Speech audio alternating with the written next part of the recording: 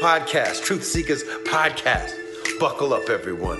We're going to talk aliens, UFOs, ghosts, spiritual and paranormal. From all of the three moons, beyond your wildest dreams. Dear Tony. Nice.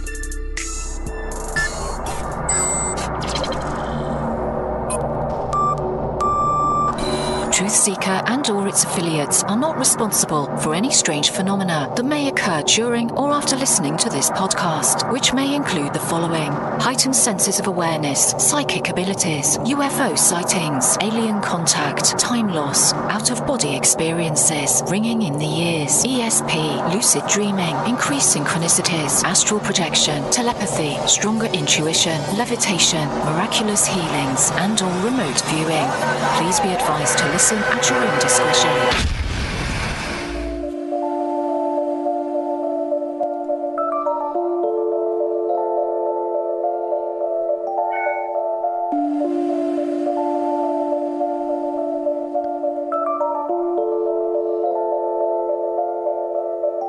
Won't you come and take me away?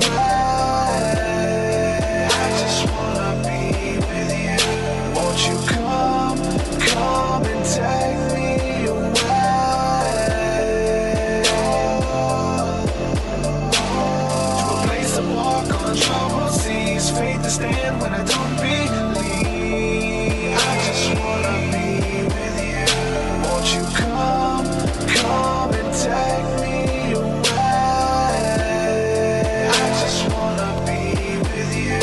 Won't you come? You are now locked into the TruthSeekah Podcast. Gargoyles, psychics, everything's ungodly. Dark savage. Streaming live at TruthSeekah.com. She's not a Christian. Give it up, y'all. Your portal to the paranormal, esoteric, and all things spiritual. She's tampering in dark sided stuff. And now, your host, TruthSeekah. Yo, what's going on, ladies and gentlemen? I'm your host, TruthSeekah. This is the TruthSeekah Podcast. Excited and delighted to be with you guys again today. We got another amazing episode. We're going to cover all things spiritual. As always, if you have any questions, any comments, make sure you're leaving them in the chat, and I'll try to translate them over. Also, if you want to do voice chat, voice questions, you can go to TruthSeekah.com, click on Ask a Question on the podcast, and we'll be able to get to some of those questions as well. It's going to be good stuff. So, I want to say a huge thank you to everybody supporting the work via Patreon. This is a listener-supported show. Could not do this without your help. So thank you guys for partnering with me and becoming enablers for me in the message that I'm bringing here through the music, the podcast, the art, the meditations, everything that I bring to the table. You guys sharing that with me. Thank you so much for being co-creators. You're awesome. If you'd like to support, head on over to patreon.com/TruthSeekah. There you get access to my entire discography of music, 200 plus songs. You get access to our Thursday night School of the Mystics, which is the community aspect to what we're building here, and a bunch of other really cool stuff, my guided meditations, all of that stuff. For any level of giving, bunch of really cool stuff. Check it out, patreon.com/TruthSeekah. Also, my new book is here for those of you who have not had a chance to check it out. Spirit Realm, Angels, Demons, Spirits, and the Sovereignty of God. Foreword by the great Jordan Maxwell. If you haven't had a chance to check this out, make sure you do it now. You can get a copy at TruthSeekah.com. It's a very easy read. It's almost set up like a coffee table book, because I really feel like you can open it up and just pick anywhere you want to read and start reading about those stories and subjects anywhere you want. Check it out, Spirit Realm. It's available now. My guest today, joining me, Lori Spanga. Is that how you say your last name? That's how you say it. Did it, You my got friend. Welcome to the TruthSeekah Podcast. How are you? I'm awesome. Thanks for having me today. I'm looking forward to our time together. Oh yeah, so I got your EPK and all of the stuff that you talk about, and it's a lot. We can pretty much go anywhere, and I wanna take that journey with you today. There's a bunch of stuff, but for those who don't know who you are, who are new to your work, just kind of give a quick overview who you are, what you bring to the table. We'll start there. Well, for more than 20 years, I've been working with humans and animals to help them to align with their divinity, the divine source that's within and around and all of us, that one true divine source, the original source of light of creation and consciousness. And I do that through a process of intuition, channeled guidance. I'm a channeler, a multidimensional channel. I activate dormant DNA in our dormant DNA. We'll talk about that today for both humans and animals. I'm a healer, an intuitive, I mentioned that, an animal communicator. I'm an ascension guide, so I help people with just awakening to the ascension process and navigating it, as well as anchoring into and aligning with what we call the fifth dimensional reality, the new paradigm or the new grid. And yeah, I mean, I'm a truther too. So, TruthSeekah. Yeah. I call myself a truther. That's it. I think that's how a lot of us got into this, of being truthers and seeking truth, right? And we kind of find ourselves and asking the bigger questions and being drawn to podcasts and interviews. And again, I seen you on Coast to Coast AM. I was an avid Coast to Coast listener. And so, yeah, everybody's asking the bigger questions. And I guess a question that we could start with, there's a lot of stuff that you have about ascension, and we've been talking about that a lot, but for you, from your perspective, what is ascension? Global ascension, unity consciousness, all of us trying to get to the next level. What does that look like whenever you bring that to the table?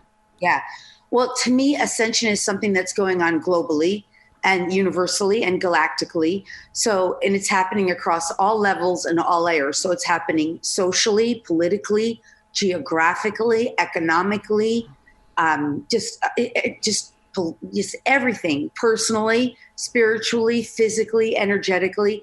And when I refer to ascension, I'm referring to a massive evolution, a spike in our evolutionary process on planet Earth, which is transforming us out of an old paradigm way of existing and being and into a new paradigm way of existing and being.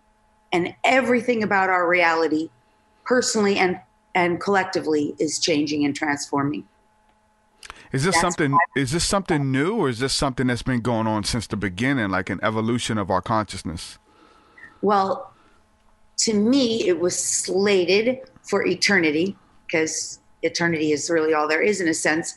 But it peaked. It started to spike. It started in the 60s, the mid 60s. So think like in the United States, we saw Woodstock, we saw MLK, JFK, we saw John Lennon.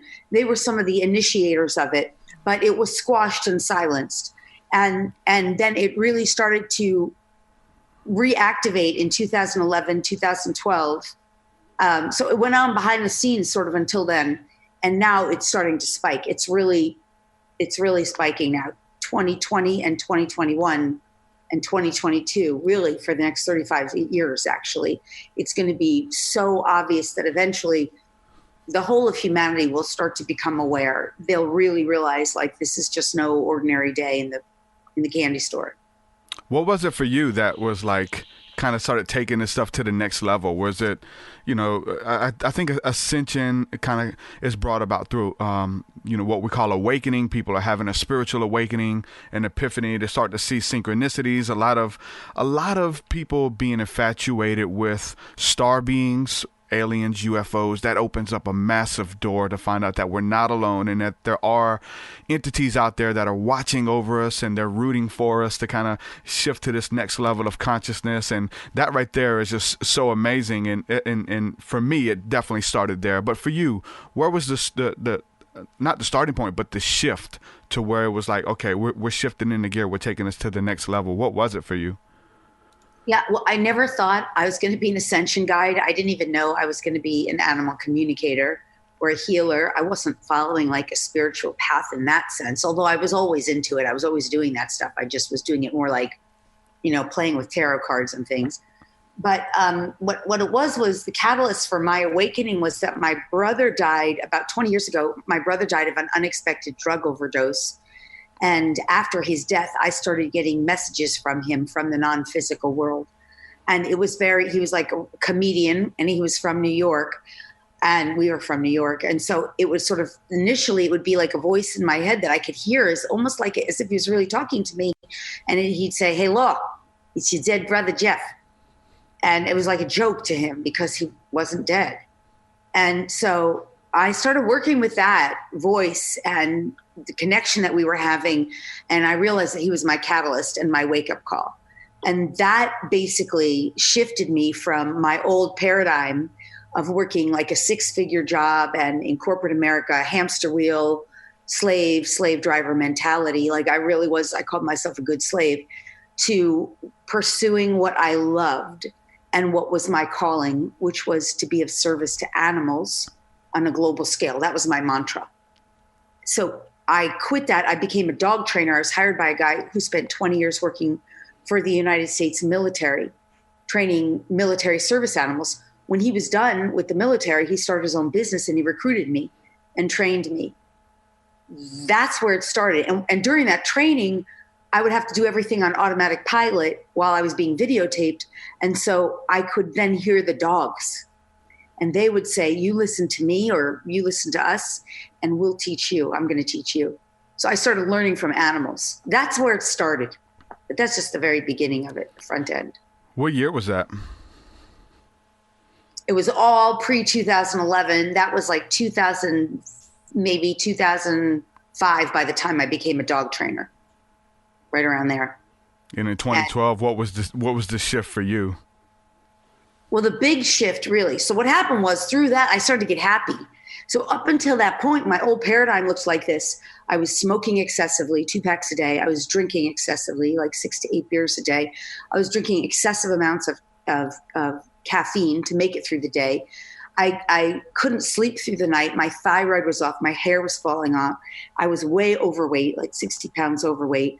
I was excessively spending on credit cards. So I had 6 figures in credit card debt, just to try to make myself happy, shopaholic stuff.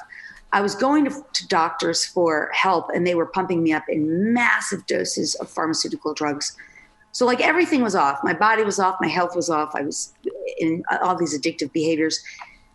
So when I quit the job and I became a dog trainer, the first thing that started happening was I started to get happy. And as I started to get happy, those things started to go away. So within 2 years of that, they were all gone. All that was gone within 2 years. Cigarettes, alcohol, body weight, the debt, the 6 figures in credit card debt, all the pharmaceutical drugs, all over-the-counter drugs, all caffeine, thyroid was healed, hair was normal again, like the whole thing. So I got normal, so to speak, or healthy. Not that any of us are normal, but what the transformation was after that, I moved to Maui, or during that time, actually, I moved to Maui. And when I moved to Maui, I started getting into all the esoteric practices. I became a Reiki master. I got into all kinds of healing arts.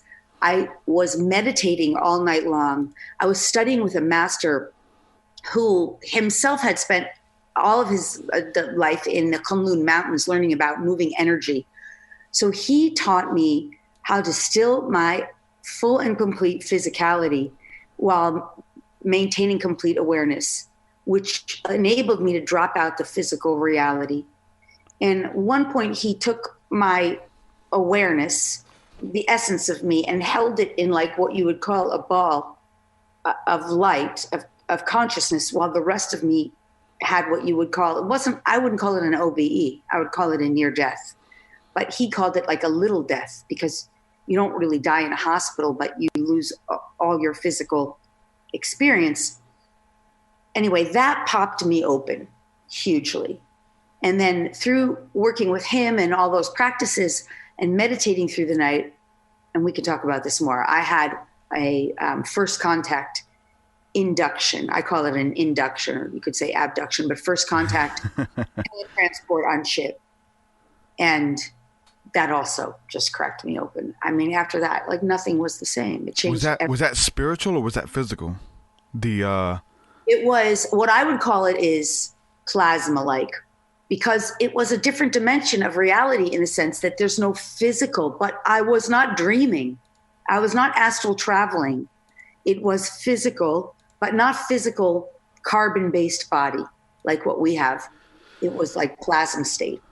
So it felt surreal. And it took me years to even begin to unpack it and make sense of it. It's completely altering. Do you think that some of this stuff is happening through the dream state as well? This initiation, if you will, of through like cycles of dreams, like every night we go to sleep and we're back taking these tests to even and some of it's really slippery. That's why I'm asking. Like, Yeah. you would think that you would know it. For a matter of fact, you come back and say, "Oh yeah, I was on a ship last night." Some of it's slippery, and it comes in waves. As we, deja vu or synchronicities, and we're reminded of past lives, of some would say. But even in the dream state of like having communion with higher intelligences or God, even, Yeah, well, it definitely is happening in the dream state. I mean, I had some really mind-altering dreams too, and I did do a lot of astral travel during the 2 years while I was living in Maui. That stuff is real too, and for a lot of people, that's how their awakening is happening. So yes, I mean, it's just that what we're doing in the dream state is we're existing in a different dimension of reality, and you're shifting from third dimensional reality, which we'll talk about this more too, through what I call 4D. So dream state is a fourth dimensional reality most of the time. It could be other states too, but you're awakening to the non-physical and to everything beyond the limitations of the physical world. And that those experiences, when they're so lucid, they're very real. They're not just the unconscious working stuff out. It's another dimension of reality where we exist as consciousness and awareness, and where we can have real and true experiences. And through the realness, that's part of what helps us, like, oh my God, that was real. So yeah, I agree. What was it, do you think, that facilitated the initiation, if you will? Was it something that was working alongside of your will, of something that you was kind of seeking out, and then it happened? It's okay, there's a perfect candidate. She wants to know, she's asking these questions, these kind of things, and said, okay, let's give her a visit kind of deal. Or was it like just out of the blue, spontaneous, I didn't know what happened? Do you think you were kind of sending those signs by the things that you were doing and the things that you were into and meditation kind of thing? I think I was, but I absolutely feel so certain now that it was what we call a pre-agreement for the work that I would do and the service that I would provide and the person that I was going to evolve into. So the way I unpack that, and it took me a lot of years, but it really makes sense to me that so many of my gifts and what I share with others were activated through that experience. And, awakened, that I would work with them, with myself, with my animals, with my friends, and eventually with the public. But I also, even more significantly, I think, or relevant, is that I recognize that the star beings that I interacted with on ship were at least an aspect of that was a future version of myself and my star family, who knew how to traverse time and space and come back to the now moment, in that now moment, and reunite, were braid in with my human version. So my human version, that level of my awareness, was limited to who I was up until that point. And by braiding in my future version in my awareness, my awareness leveled up to know myself as that future version and still have full and complete memory of every aspect of who I ever was, like who I've always been. So that's why I call myself a braided starseed, because the future version of me braided in to my awareness so that it's like, that's true, so is that, and it's all integrated. Make sense? A little bit. It's definitely, because I'm trying to interpret it with like the higher self, like it's like almost like interacting with your perfected self that knows, that's kind of watching everything, like you as an avatar or me as an avatar here now, but there's a version of ourself that exists that knows everything, and it's kind of like watching this. I don't know if it's asleep right now or what's going on there. Listen, so what you have is what every person, every person and animal is, in fact, all of existence is actually awareness itself. Awareness. And to the degree of how much awareness you have, you up-level your awareness. And as you up-level your awareness, you just become aware of more and greater. So your avatar self, all of our avatar selves, our high self, is a version of us that has greater awareness than the version of us in any now moment. Because there's always more. There's infinite awareness and infinite levels of awareness. And all those infinite levels we are connected to. because we are them. But at the level of awareness that you're at right now is that part of you, whoever you are, that has all your unique perceptions and beliefs and belief systems and awarenesses. But there is greater versions of you who have greater awareness. And as you, through your willingness and through your ascension journey, are willing, you, whoever you are, to level up and have greater awareness, you always can. So there's always more versions of you, so to speak. So but they're all right now. It's almost like it's all there and it's all available, but there's certain, if you would say, trials or testings and things that we have to go through to expand our awareness so that we can comprehend what is possible, to bring it into our experience. It's true in a sense because we make it true, but in reality, what it is our ability to expand and up-level our consciousness. It's frequency-based. So right now, wherever you are, you're at whoever you are, and whatever your awareness is at any point in time, linear time and space, you have a certain frequency bandwidth. And that frequency, a great example is maybe you're listening to AM 77 or AM 79. And if you're willing to, you can up level. However, in order to up level, typically you need to somehow be exposed to something that's already at that frequency that can help you to up level, because getting to up level on your own, it's possible, but it's more challenging. Meditation certainly helps. But it might be an FM smooth jazz, 94.7. It's just another bandwidth. Bandwidths of frequencies, of vibrations. So everything is a vibratory speed, an energetic vibratory rate. And as you up level, your awareness becomes vibrationally compatible with a new bandwidth. That's it. And from that bandwidth, you now have expanded awareness and so-called higher level awareness. That's interesting. It's fascinating. It's absolutely fascinating. So the challenge for the average human is that they get locked into their bandwidth based on their frequency range, who they're keeping company with, what activities they engage in, their own beliefs and belief systems, judgments, opinions, their own cords and entanglements and snarlments, what they watch on TV. If you watch violence, if you watch news, that's a bandwidth. If you are sitting in nature and being peaceful, that's another bandwidth. And a lot of them can overlap, right? But in order to really up level, I have found that, to me, the best way to up level is to be in proximity and engaging with people that are at higher level of frequencies than you, because they up level you. So this is why the ET thing for me, and working with that ascended master from the Kunlun Mountains, is just so just for me was a huge up leveling. Yeah.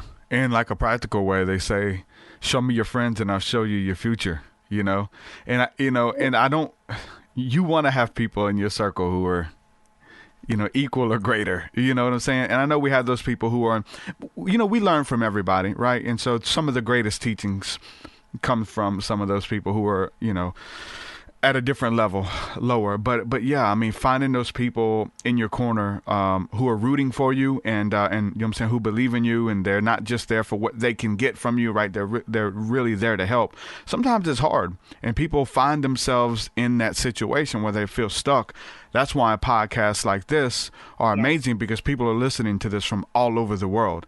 They don't have those people in close proximity, in the woods of Alabama. You know what I'm saying? But we have, we have the world at our fingertips here, and then on the internet, but then the spiritual interwebs as well, where we're already connected to each other and connected to the higher beings as well, or our ascended masters and Jesus and God, or whatever it is that you're connected to. Well, I absolutely agree with you. That's why the internet is our saving grace, because you can get in community through like webinars. I do webinars with people all over the world, and we do meditation and healing and activations and clearings together. You can do online classes and workshops. And of course, I do retreats and I go to events where people are invited, because it's absolutely true. Community is one of the hugest parts of this, and connecting with like-minded people who also help to expand your awareness. Yeah. And yes, a podcast like this, of course, does that, and up-level your frequency. It's incredibly important. It's not impossible. Like the whole idea of ascension, it does require people to actively participate and actively engage. It's not a passive thing. If you're on the sidelines just watching NFL football on Sunday and drinking beer, it's not going to happen for you. And listening with the left brain alone is also not enough. That is not enough to up-level your frequency. So that's why like private sessions are so good, because that's where you can get into all that, like egoic old paradigm beliefs and belief systems. And when you're working with someone who can see your own, your own blind spots, who can who's on your side and who you can trust to kind of lovingly call you out. Yeah. And to reveal to you your own blind spots, because otherwise it's inevitable. We get hidden behind our own blind spots. We'll lose ourselves behind that. Now you talked about, unplugging from the corporate world, 6-figure job. There's a lot of people there. That's the biggest thing. That's definitely my passion. It's my story as well. Wasn't a 6-figure job, I'll give you that. For me, it felt like a dead end job. And there's a lot of people who are kind of at the dead end job. So there's a dead end job, but then there's a 6-figure job too. But still, they don't feel connected. Like I wasn't put here to tighten screws for 8 hours, 10 hours a day, to change oil for 10 hours a day. Literally, that's something within them that knows that they're called for something greater, but it seems so far away. Are there any practical steps? For me, it's just to do the inner work and just making sure you're on the right path. And eventually, when the time is right, synchronicities, everything kind of like almost like God moves heaven and earth to open up those levels of expansion to meet your needs and those kind of things. For you, was it a hard transition? For many people, it's a leap of faith, not a step of faith. It's a leap of faith. It was a leap of faith, and it was really hard. The first 2 years, I really struggled. I lost everything. There were some times when I couldn't feed my own animals. They were fighting over food. Like, it was awful. However, it doesn't have to be that way. I was what you call a first waver. That means the people who took the leap first, just blindly. And this is all like pre-2008 economic collapse. I mean, that was awful. If you started off like leaping in the void I had no money and a 6-figure debt. So, and my husband divorced me. I thought he was going to be with me, and he just wasn't into this stuff. And he just, as soon as his role to get me basically to get on course was over, he was out of there. But there are some really good practical steps. Now, with hindsight, I can say, number one, make friends, or if you don't have friends, get coaches, get on calls, webinars, support from people who have already done it. Yep. Question. Number two, get yourself some kind of coaching. I know it's hard financially sometimes to find that, but this is what I know. There is, no matter what, there's going to be a leap of faith involved to some degree. It doesn't mean it's a job. Yeah. It means you have to get the step by step. There's literally recipes of what to do and how to begin and how to succeed. And talking to people who have been there, done that, is one of the recipes. And then they give you more of the pieces. The other thing I want to say is, if there's a dream in your heart, if there's a part of you, you're not meant to change oil and whatever it is you're doing, if you're not happy and fulfilled doing it, it's dead end job. Doesn't matter what the rate is, the pay rate. I mean, I had a 6-figure job, but I had a 6-figure spending, 7-figure spending.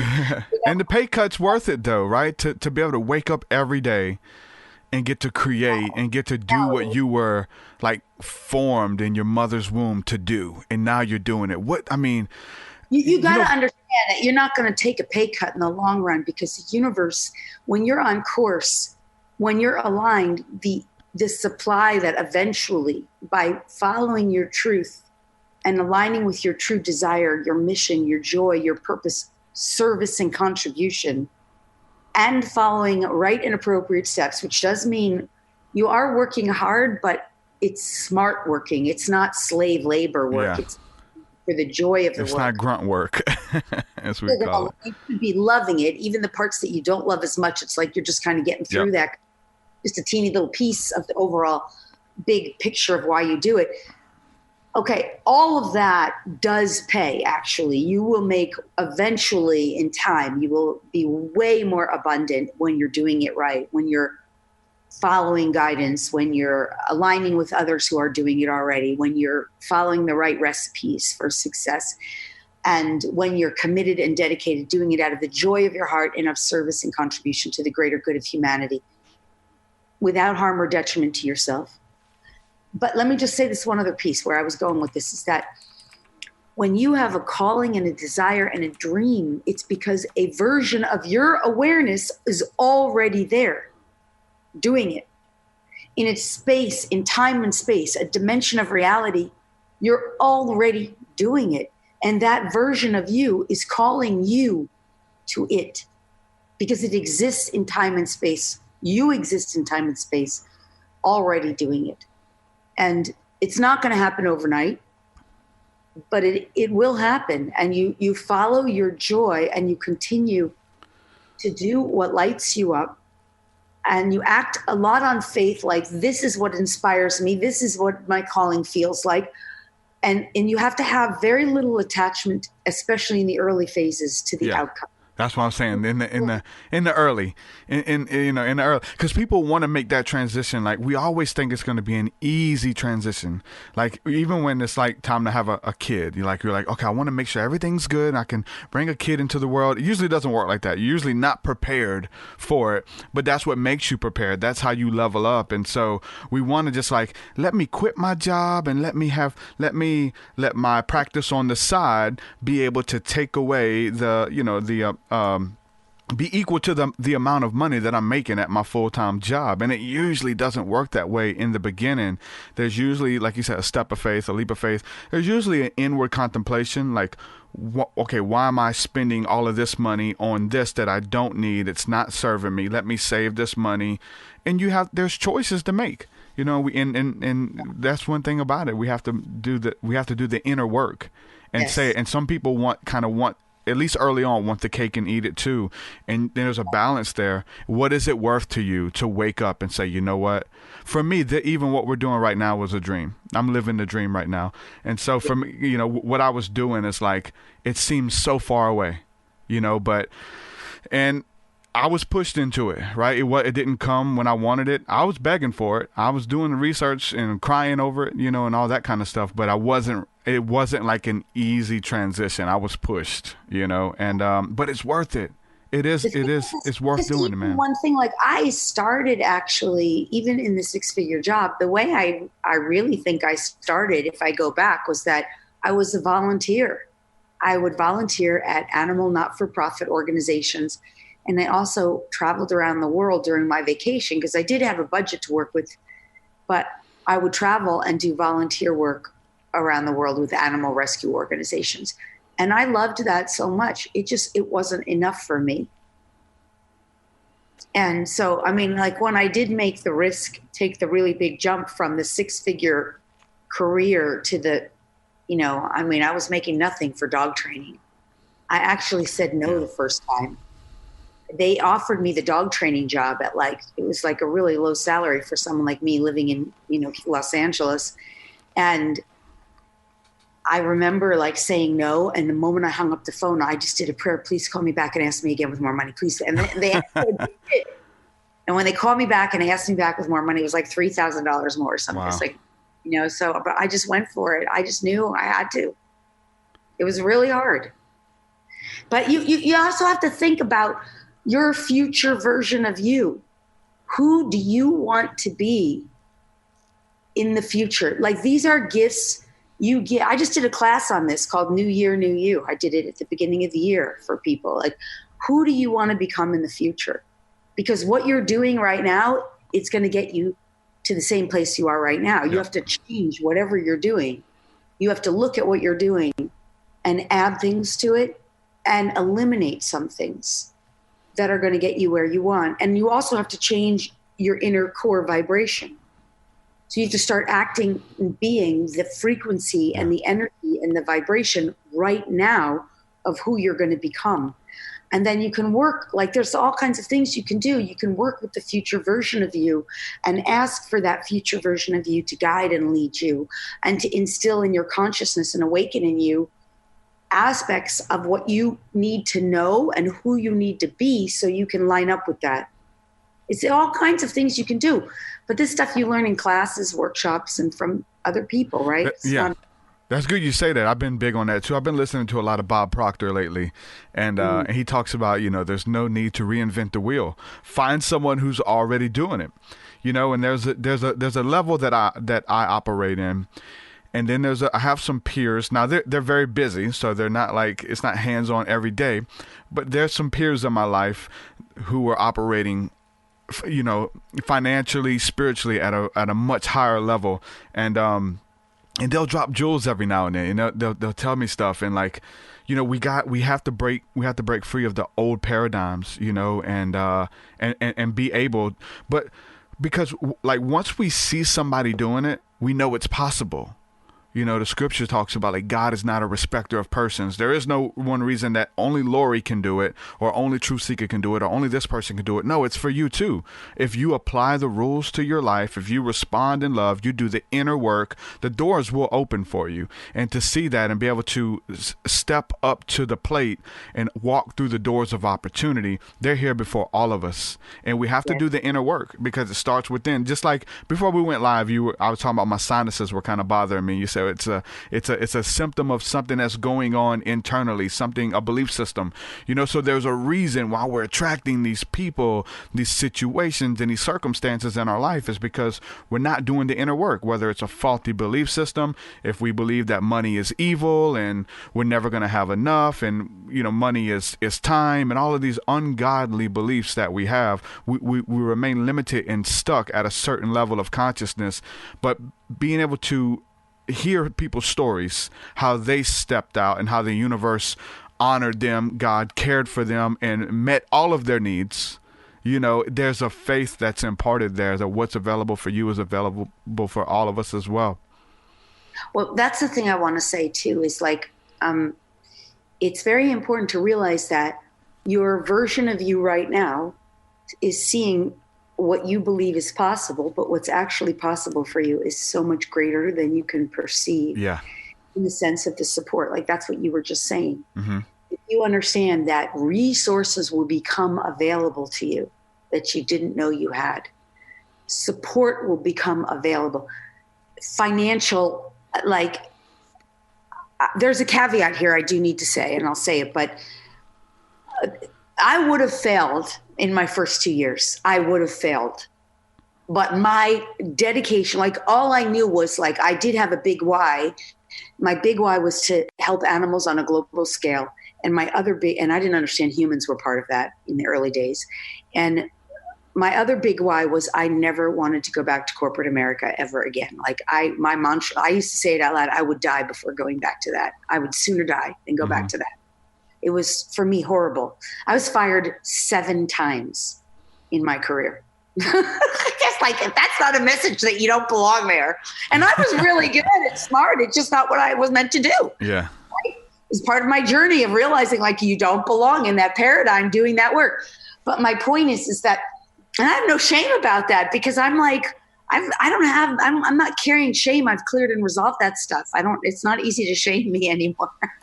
But the point is like, what I'm saying is I would have failed so bad my first 2 years if I wasn't like, no, I have to do this. I have to do this. There's no other choice for me in that sense.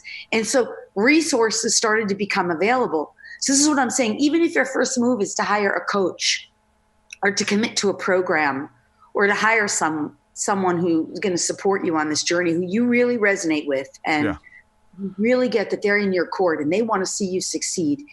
And you think you don't have the money for that, for example, that money will show up for you when you intend and that you say it'll come in over and above and in joyful ways, magnificent ways. Let the divine be glorified through that giving of you.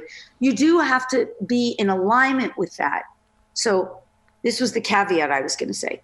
Humans in the human experience and along the ascension journey, we learn in 4 ways. There's 4 ways we learn. Number 1 is through money, material possession, materialism. So we learn through materialistic stuff. Your house burns down, you learn. You lose all your money, you learn. So if that's one of your major learning paths, and you'll know it because you'll have money issues, it's a way that you're learning in life, and money and all that materialism represents becomes a teacher for you.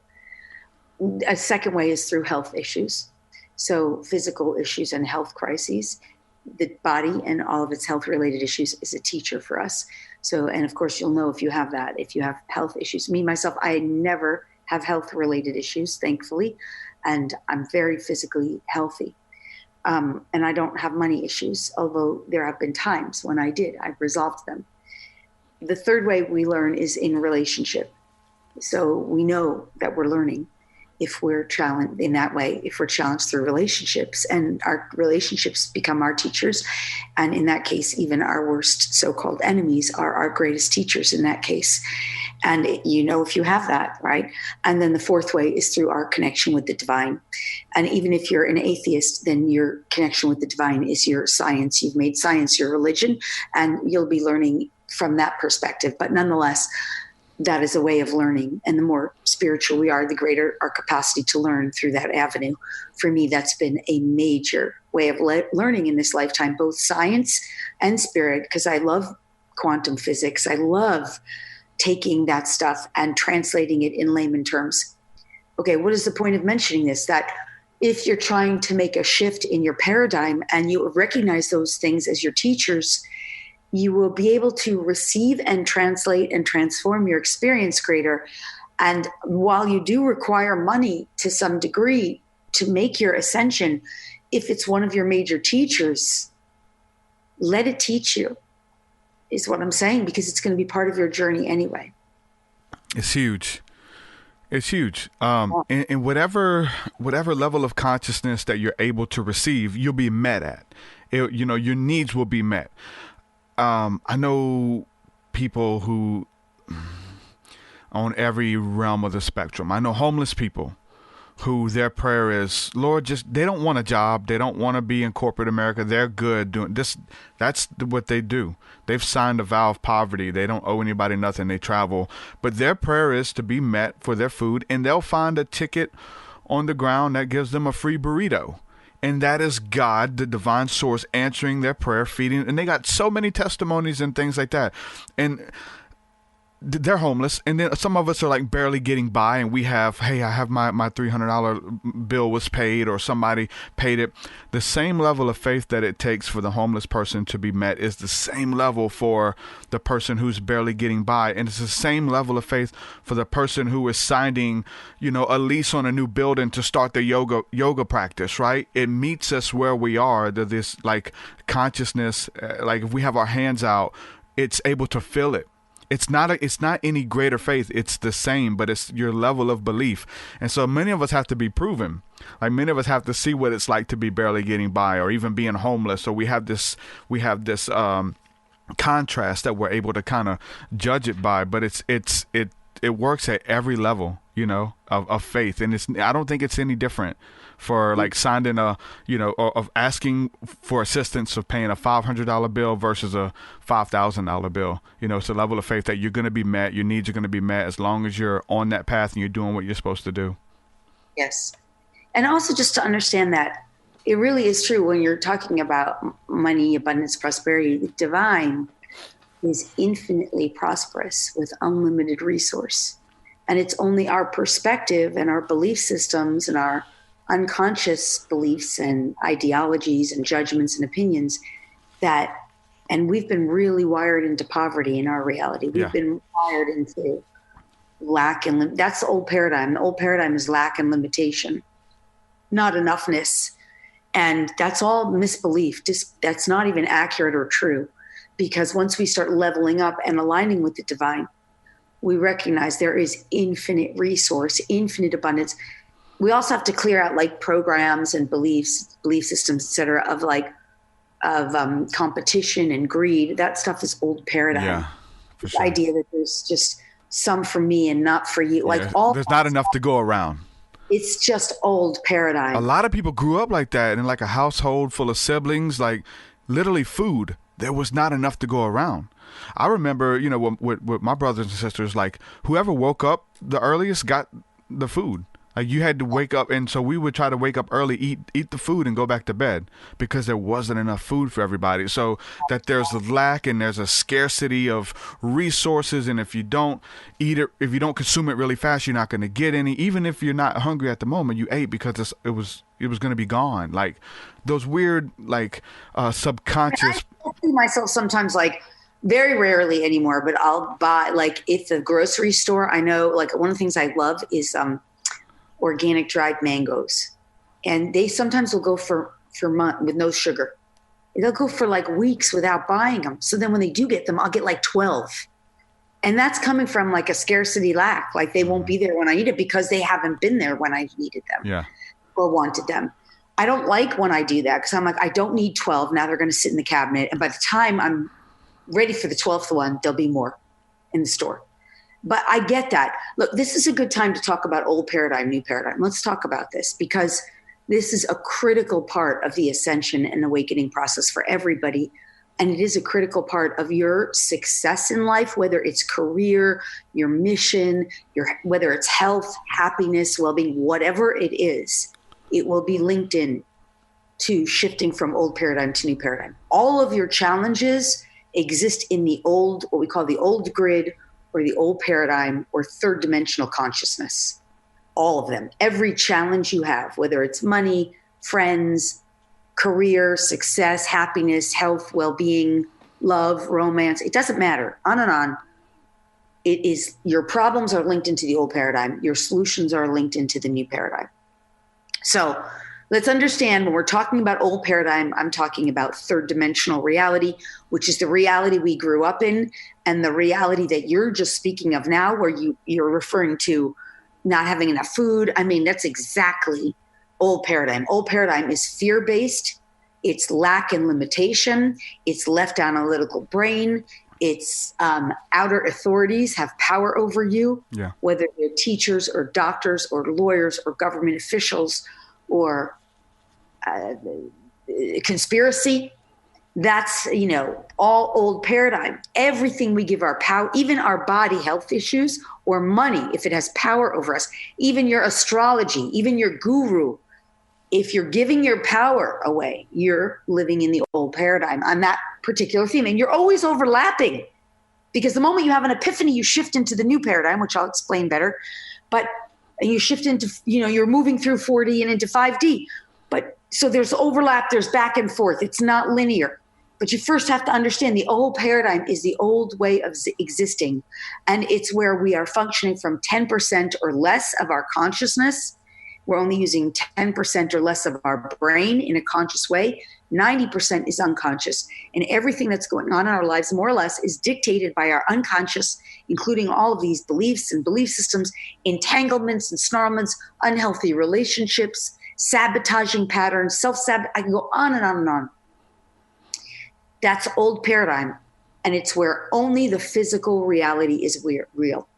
And it's what the norm believes. You're inside a box, and what everybody believes is real is real. And what the mainstream news says is real is real. And what your doctor says is real, like all that stuff. Okay, enough about that.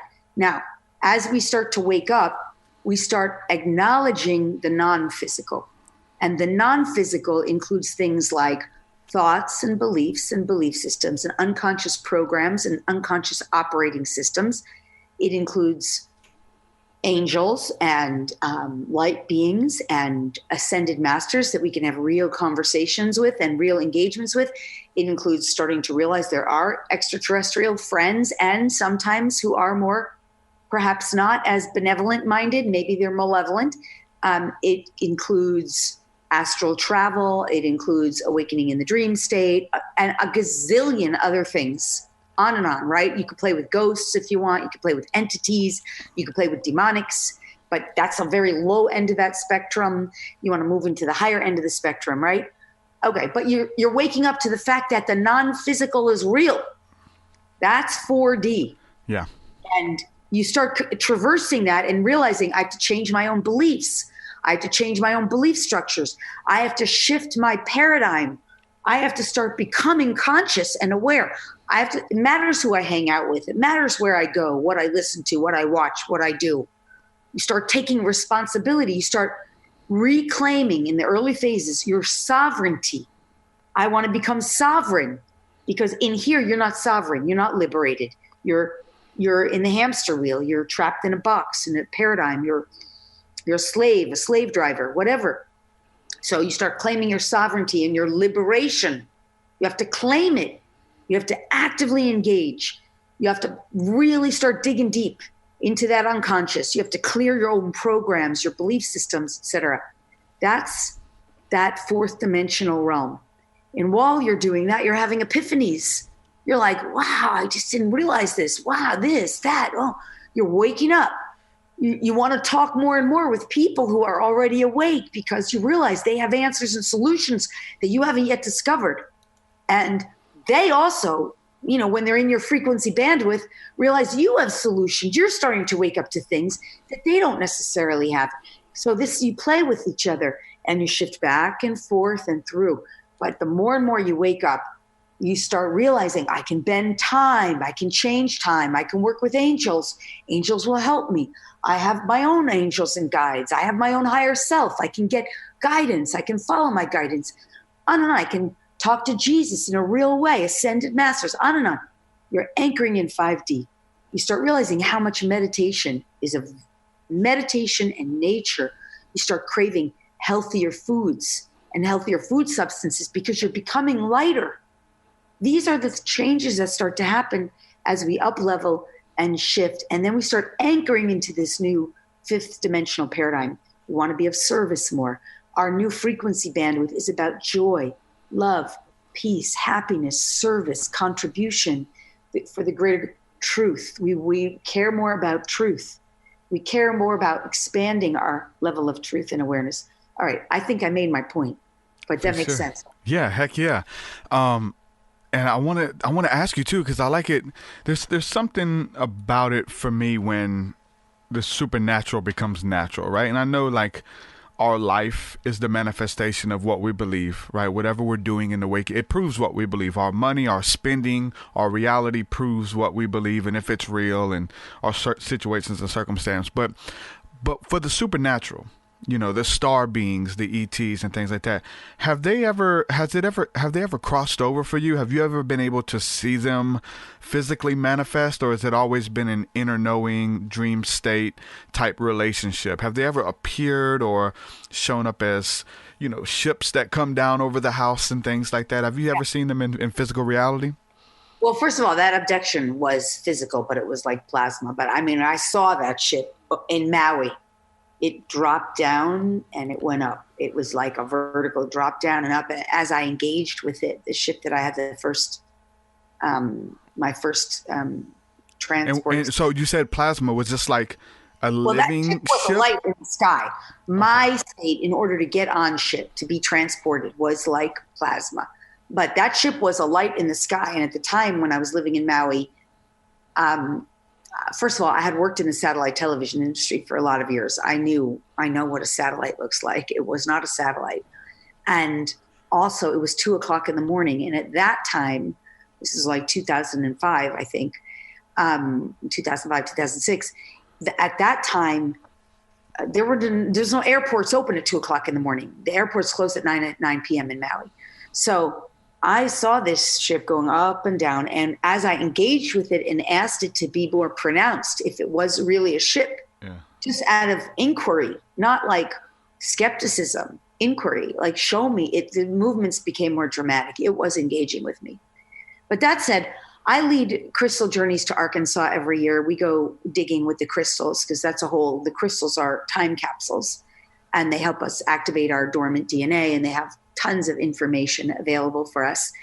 So when I lead those crystal journeys, we're interacting with ships. They are responding to us. We are physically having interactions, they will only interact with people who are in their frequency bandwidth. So you don't see them if you're not in their frequency bandwidth. They're not, the benevolent ones are not interested in any kind of aggression. They're not that's not their frequency. They're benevolent. So they know how to scan our field and to know what our vibratory state is. So, but there's tons of people having real interactions. I'm having plenty of real interactions with them. Yeah. And so, me too. That's fine. Yeah. So, I mean, I remember once with some friends, we had gotten back from a conference that we were speaking at. They lived in Utah, and we got to their house in Utah, in St. George again, this was like maybe 2 or 3 in the morning. And there was a ship going up the mountain, down the mountain, up the mountain. I mean, this is not something you can make up. And there's 3 of us so for me, telepathic dialogue is extremely easy with them. I mean, I'm at their frequency, so many of them. So I'm just asking them, what are they doing?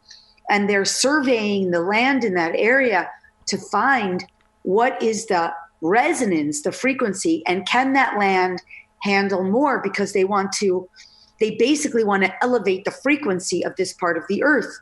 And that's what they're here in service on a mission. But they first have to see where is it at and what level of frequency, how much more can they kind of jack it up? And they're telling me this is part of their mission. Yeah. And then when I asked, can we come on board? They were like, that's not our mission right now. But, it's not absurd.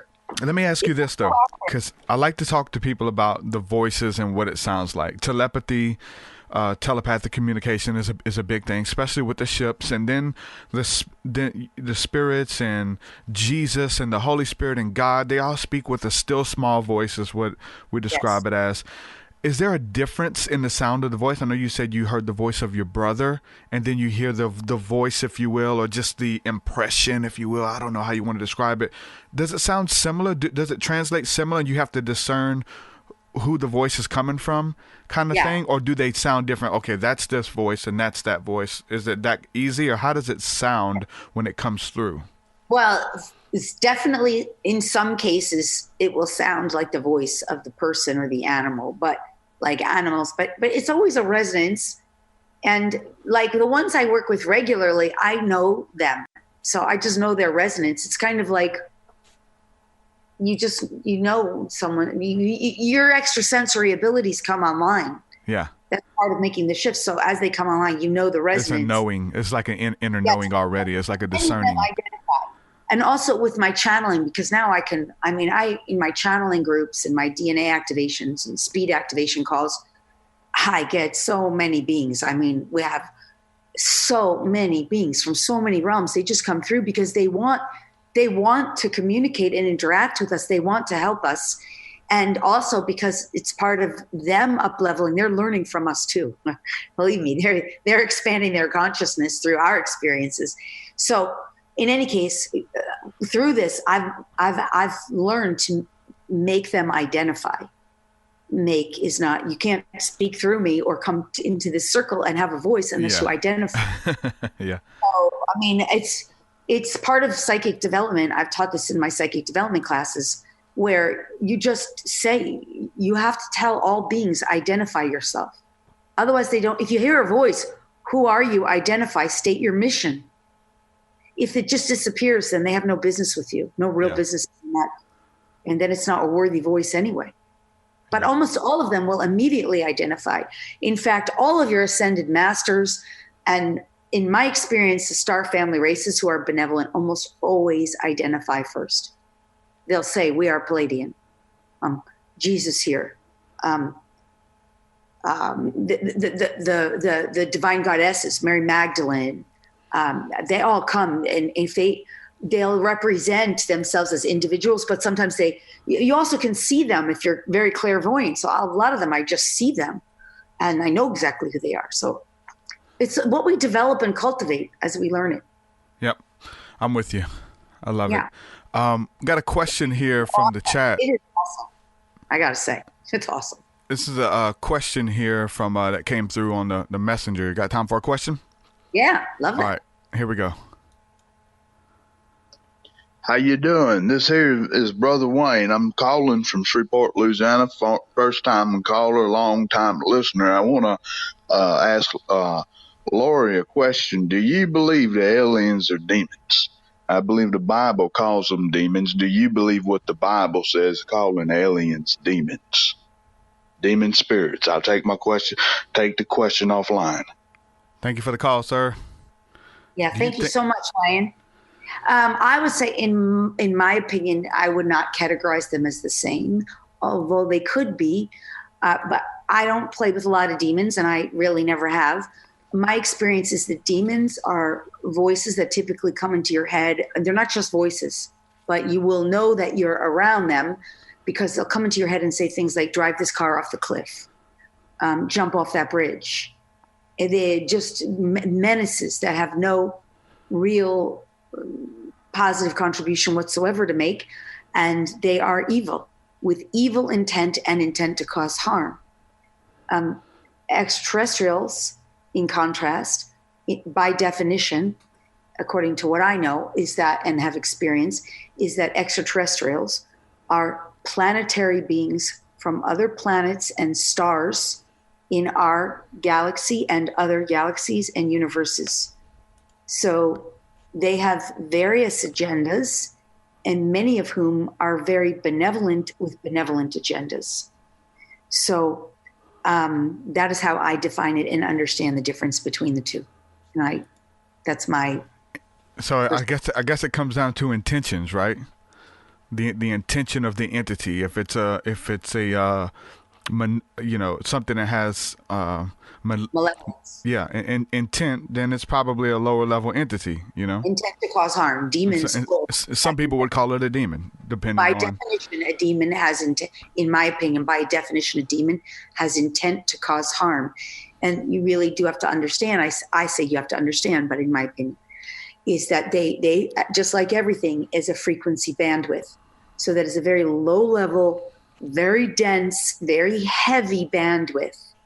And if you're functioning primarily at higher levels, you may interact with them, but overall, it's not usually a frequency match. You can't. The two things can't be at the same frequency unless they're completely compatible. So unless you're at that frequency, typically speaking, all of my life intention and desire is for 100% positive upliftment for all concerned, with zero debt incurred by anyone now or at any point in the future. And so that's not resonant with a demonic, but demonics have intent to cause harm. I agree. So you also talk about how we are all psychic and we all have psychic abilities, and we can awaken, access, and utilize our greatest gifts. How would someone know that they're already kind of tapped into those giftings and abilities, that they're already awakened in different areas of their life? How would someone know that? Well, it's important to understand what it is and how it works. So let's get clear on that first.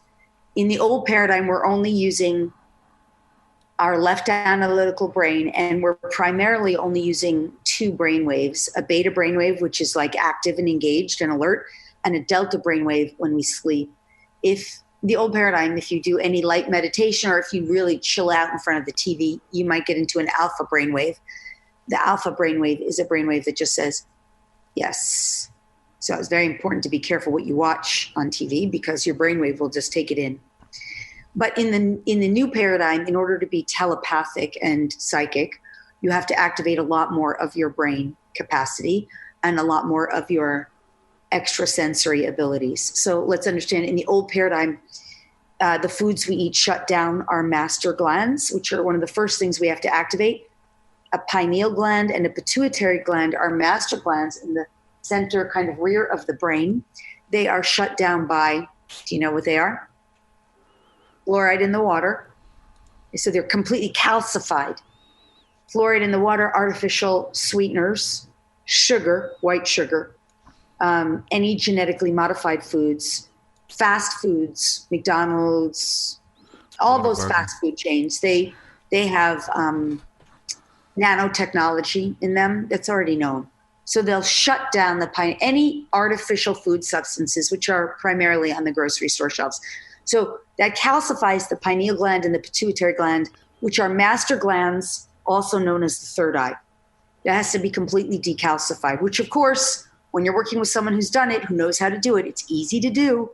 But if you keep eating those foods, it shuts down. It's like dropping a pound and then eating a pound of food again. Yeah. It's like it's like going to work out and then rewarding yourself with McDonald's. Right. So that's first. That has to be decalcified because the master glands in the brain are the master extrasensory glands that are required for any expanded psychic awareness. The second thing I mentioned already was the brain waves. In order to have telepathy and to really expand your psychic awareness, in addition to activating the pineal gland and pituitary gland, you must be able to really access other brainwave frequencies. So for example, a theta brainwave. All of my meditations, all of my group events, I always bring people into a theta brainwave state. That is a universal brainwave that connects us telepathically. It connects us to higher awarenesses. It's the frequency where angels communicate and other loved ones who have crossed over, and animals communicate at that frequency. It's a frequency range, and we have to be able to learn how to access it. Schooling systems don't teach it. You will never learn it in the old paradigm. It's a function of awakening. So that's the second thing. In addition to that, you have to start bringing on your right hemisphere of your brain, which can only be done through active meditation clearings and energy clearings. In the old paradigm, we only use our left analytical brain. In the new paradigm, we are using a much more balanced left brain and right brain, in addition to the third eye, which is the pineal gland and the pituitary gland, and in addition to more brainwave frequencies. So this is like a mini class right here. You have to learn how to do that. And we all have that within us. We all have that capacity. Yeah. We all have that ability. And then from there, it's cultivating it, developing.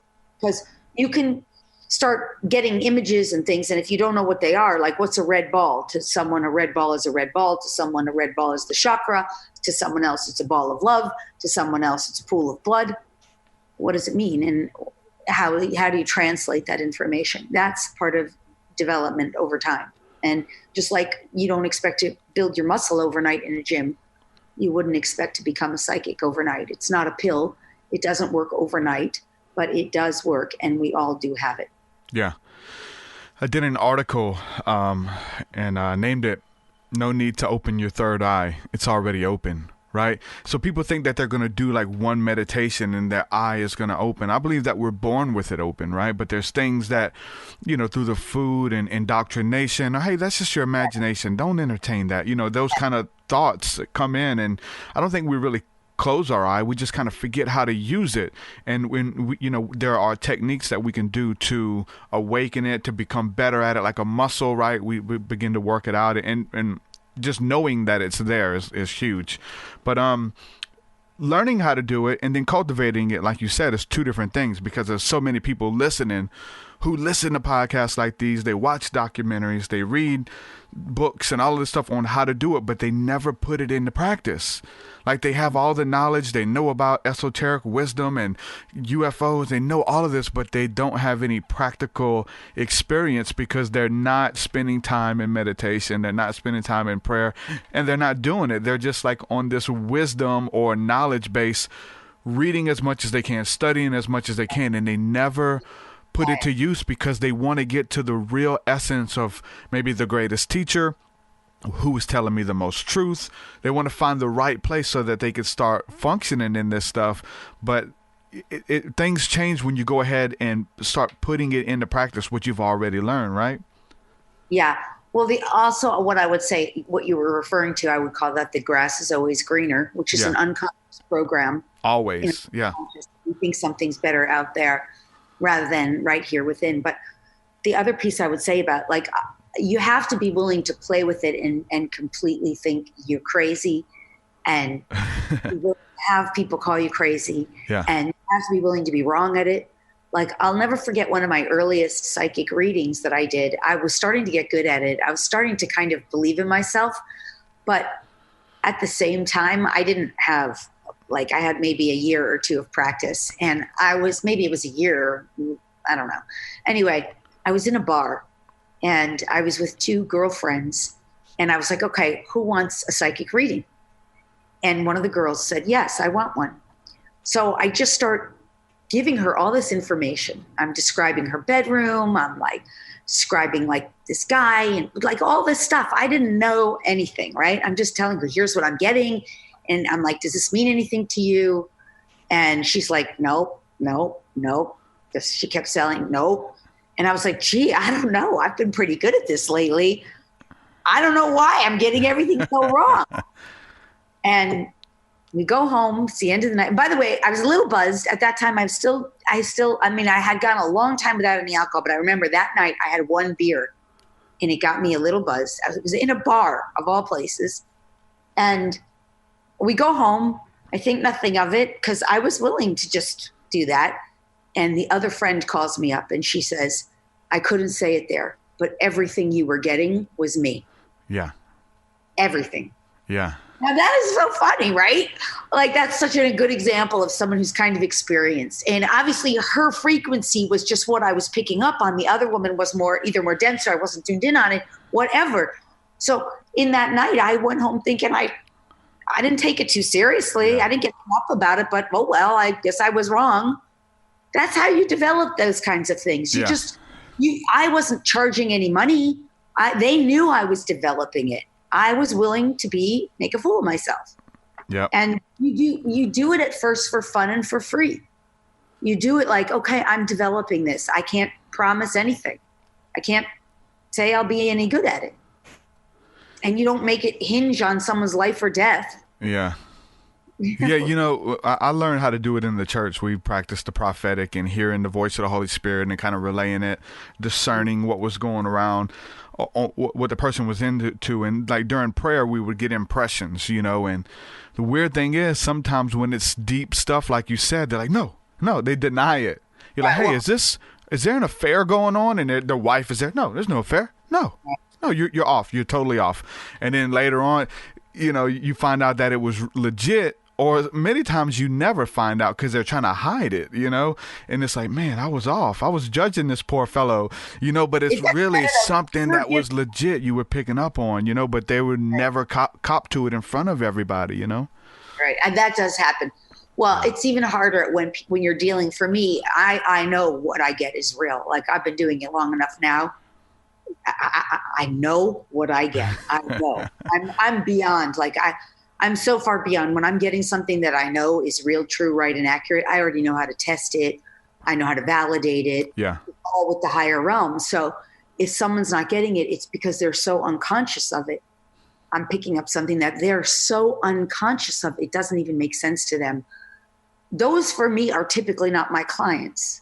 Yeah. For me.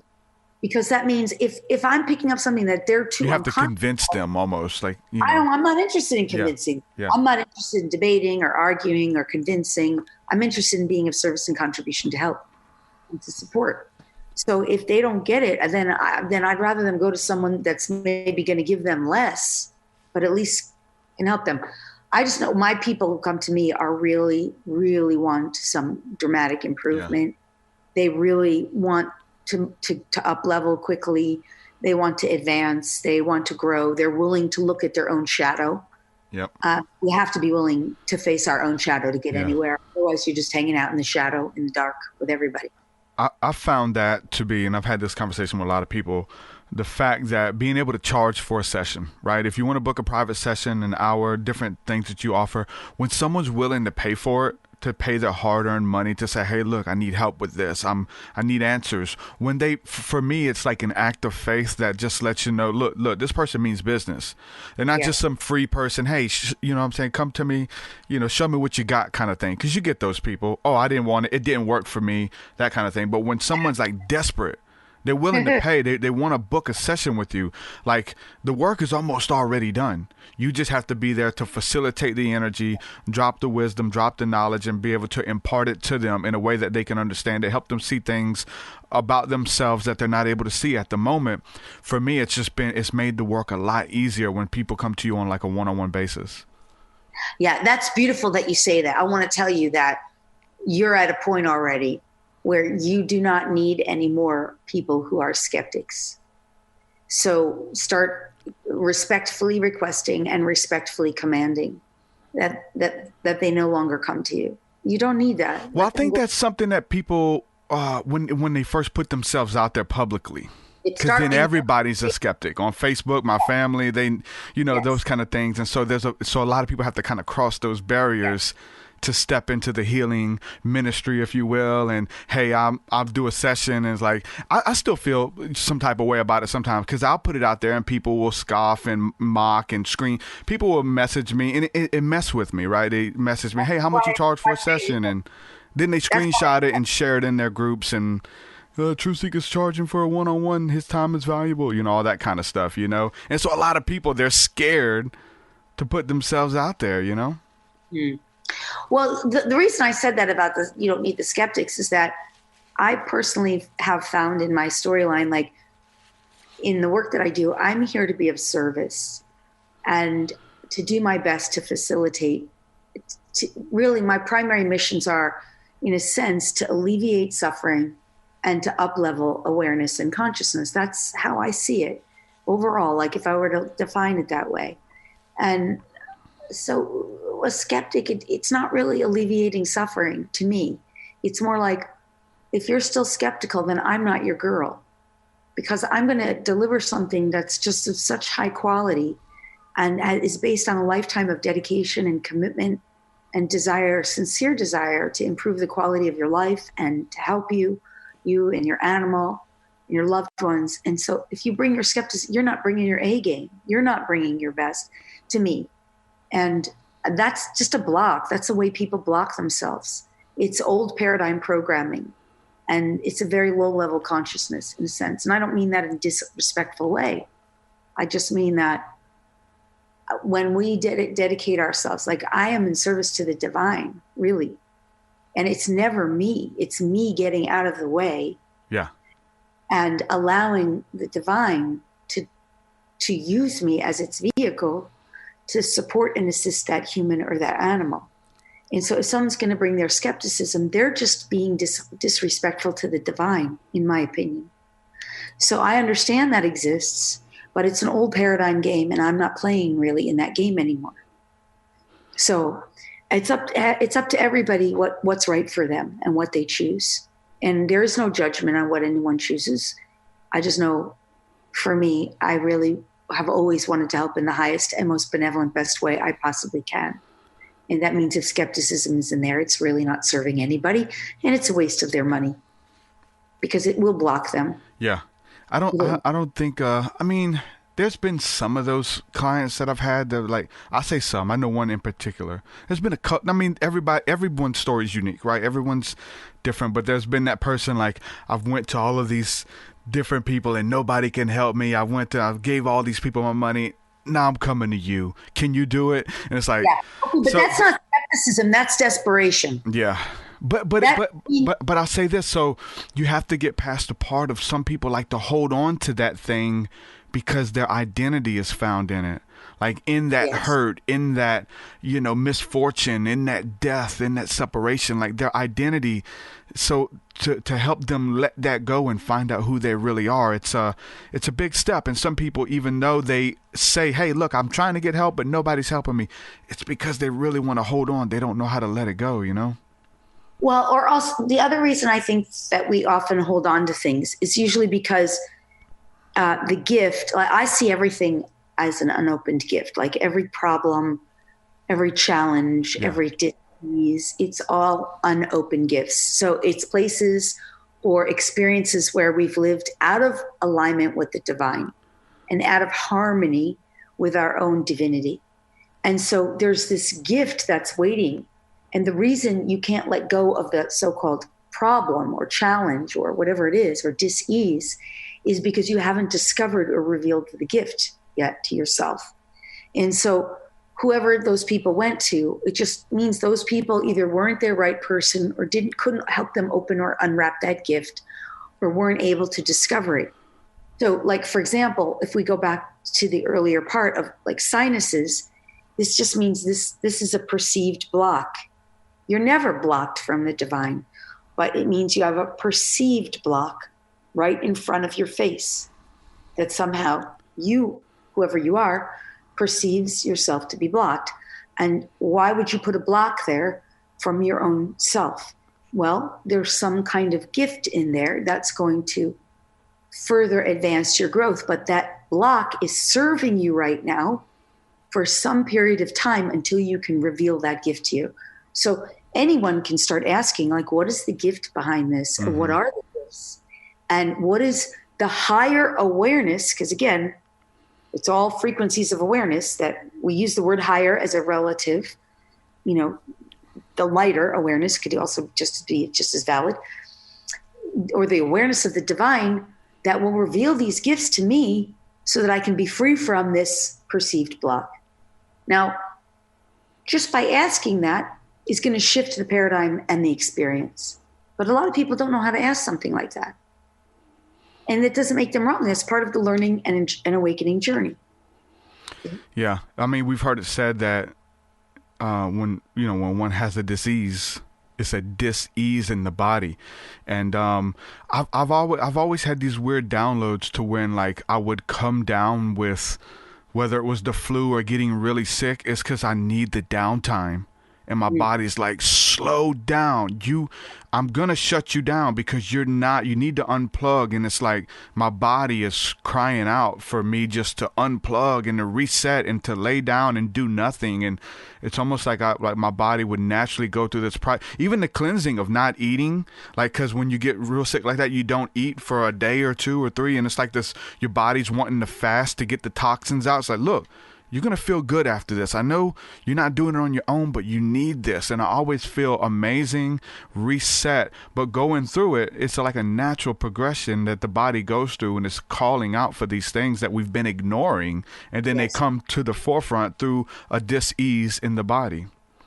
Yeah, that is so true. See, old paradigm, we are victims of our body. We have no control or understanding of why we get sick, and we give away the power to the doctor to tell us how to get better. In the new paradigm, we realize that the body is not only a vehicle for us to experience the physical world through, but also a communication device. So the body is simply communicating to us what our awareness really needs or wants. And just as the example you just gave with a cold or flu or sickness, the body's saying, hey, I want some rest. You want some rest. Let's have some rest. It's just a communication tool. Yeah.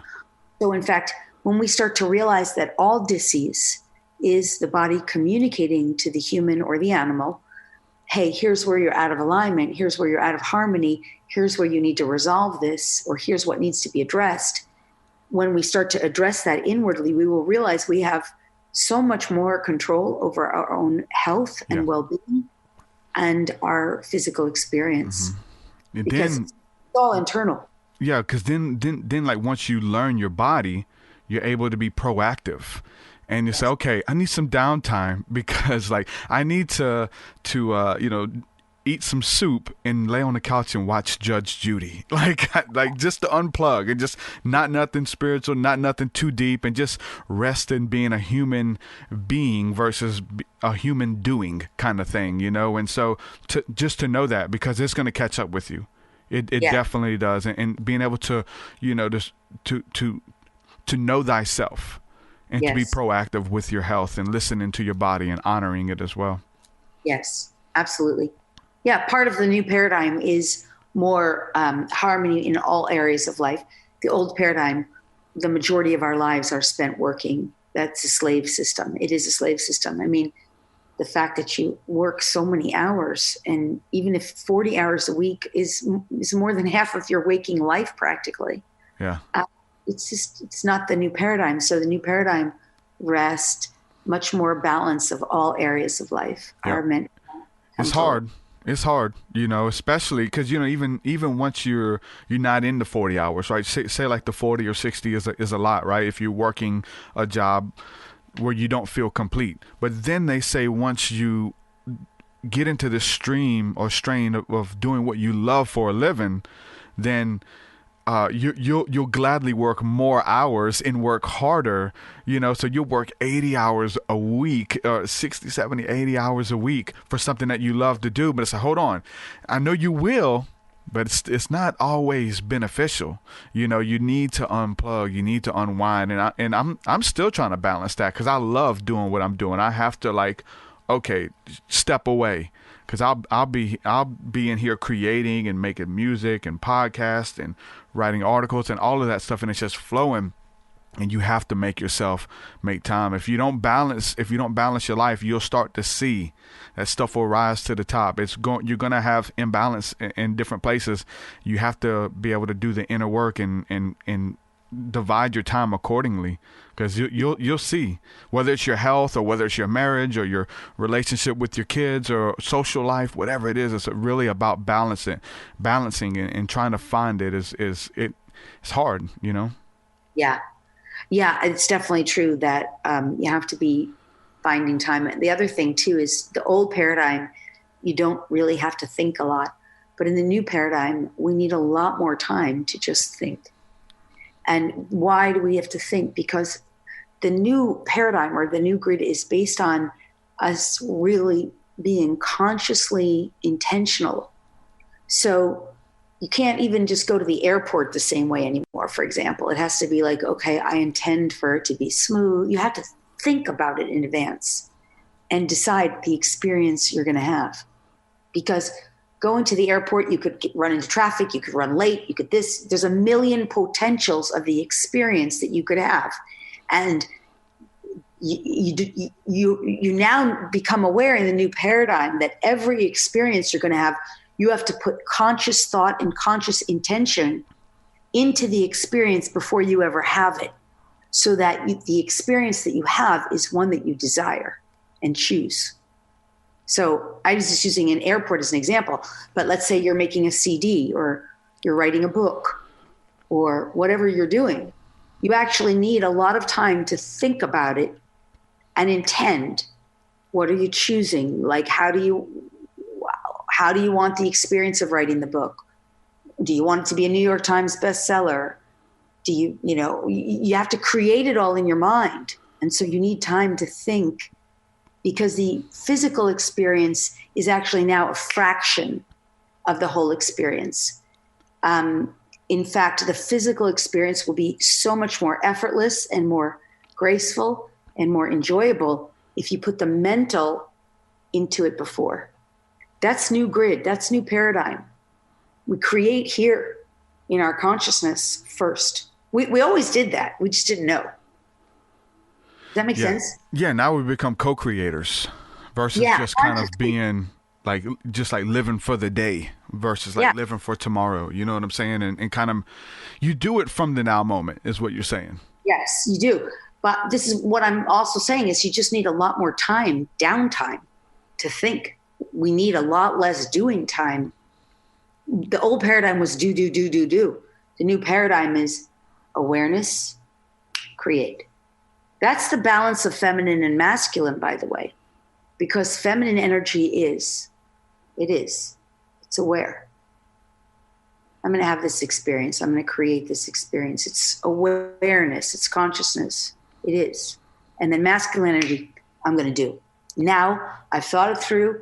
I've manifested it. I've dreamed it up in my mind. I've been excited about it. I've felt excited. Now it's time to take action. But the action part now in the new paradigm is a lot smaller than it used to be in the old paradigm.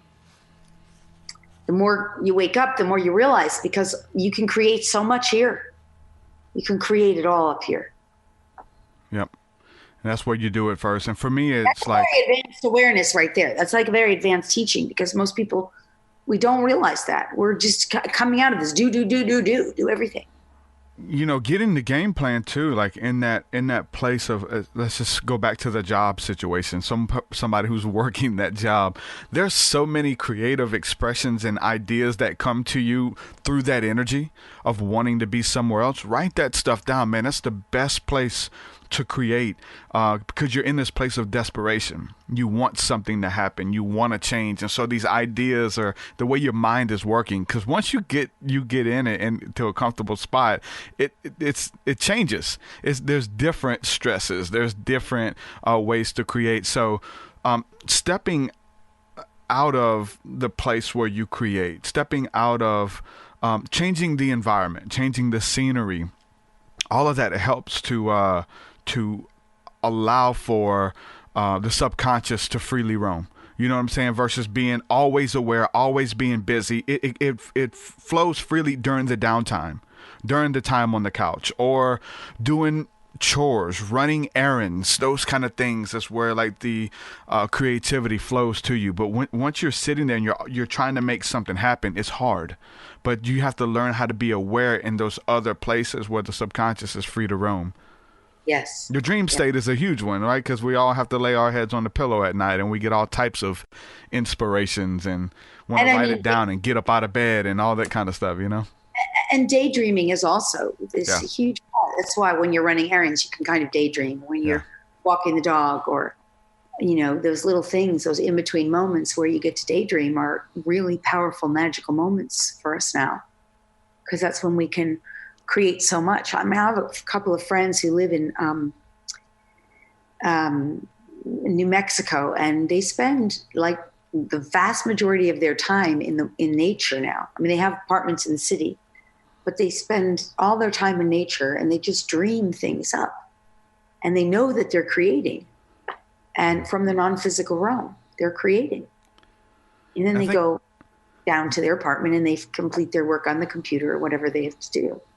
There's a disconnect too, though, like, because there's a lot of people who dream, but the execution part is what they got to get down. And I think that's what we kind of touched on earlier, is like trying to work through this stuff and figure out why you can't execute. That's a big one. Why do you keep starting a project and then jump into the next one? And I got friends who are like, they join MLMs, and they're selling insurance one day, then they're selling health supplements the next day, and then they're selling essential oils, and then they're selling this and selling that. Then it's like, any of those would have worked if you would have worked it, if you would have executed it. But you've been like, you haven't been anchored into any of it, you know what I'm saying, and been able to execute it. And there's a lot of people there with creativity involved. You have all of these crazy ideas. Because you have so many, you can't execute any of them. For a creative, one that's able to be inspired by any and everything, we got all of these ideas. The first one's always fleeting. So to be anchored into this idea of what you want to create and be consistent with it is totally what we need to be teaching and helping people do, because a lot of people have problems executing with their visions. Well, that's why I would say it's so important to get in touch with your higher guidance and really get clear, because once you start following your guidance, what a lot of those things, why they don't stick is someone's just trying to make money. Yeah. And the new paradigm isn't just about trying to make money. It's about really following your joy and being of service. Yeah. To discover what it is that you love most. I mean, maybe you're a photographer. Maybe you like to take pictures of wildlife or nature, or maybe whatever it is, you start doing that and you follow your joy.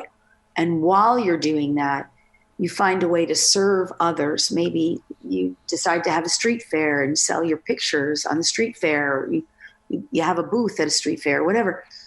But it's through being of service. You add that on to what you love. And then while you're doing that, you add in the consciousness, okay, now how do I start to make a living at this? Or how do I start to supplement my current income with this and grow it and build on it?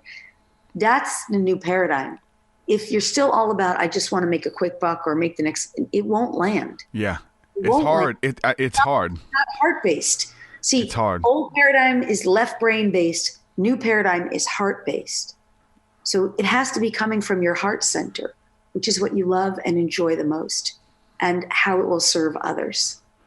It's hard, and a lot of people go astray because they're not able to connect the two, because it becomes all about money, and it's all about how can I get paid, and it's a weird balance. It's a dichotomy. I mean, we're in a capitalistic society. I honestly hate it.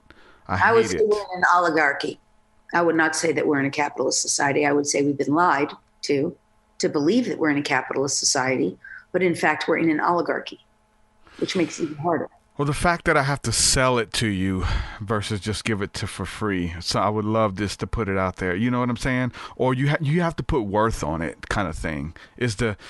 Which I know it's spiritual aspects in it too, and we have to adjust. But because you don't put a worth on the stuff that you're creating, if you don't value it, nobody else is going to value it. And I mean, there's spiritual principles behind it as well. But letting people know. I mean, 2020 is definitely about understanding your worth. Yes.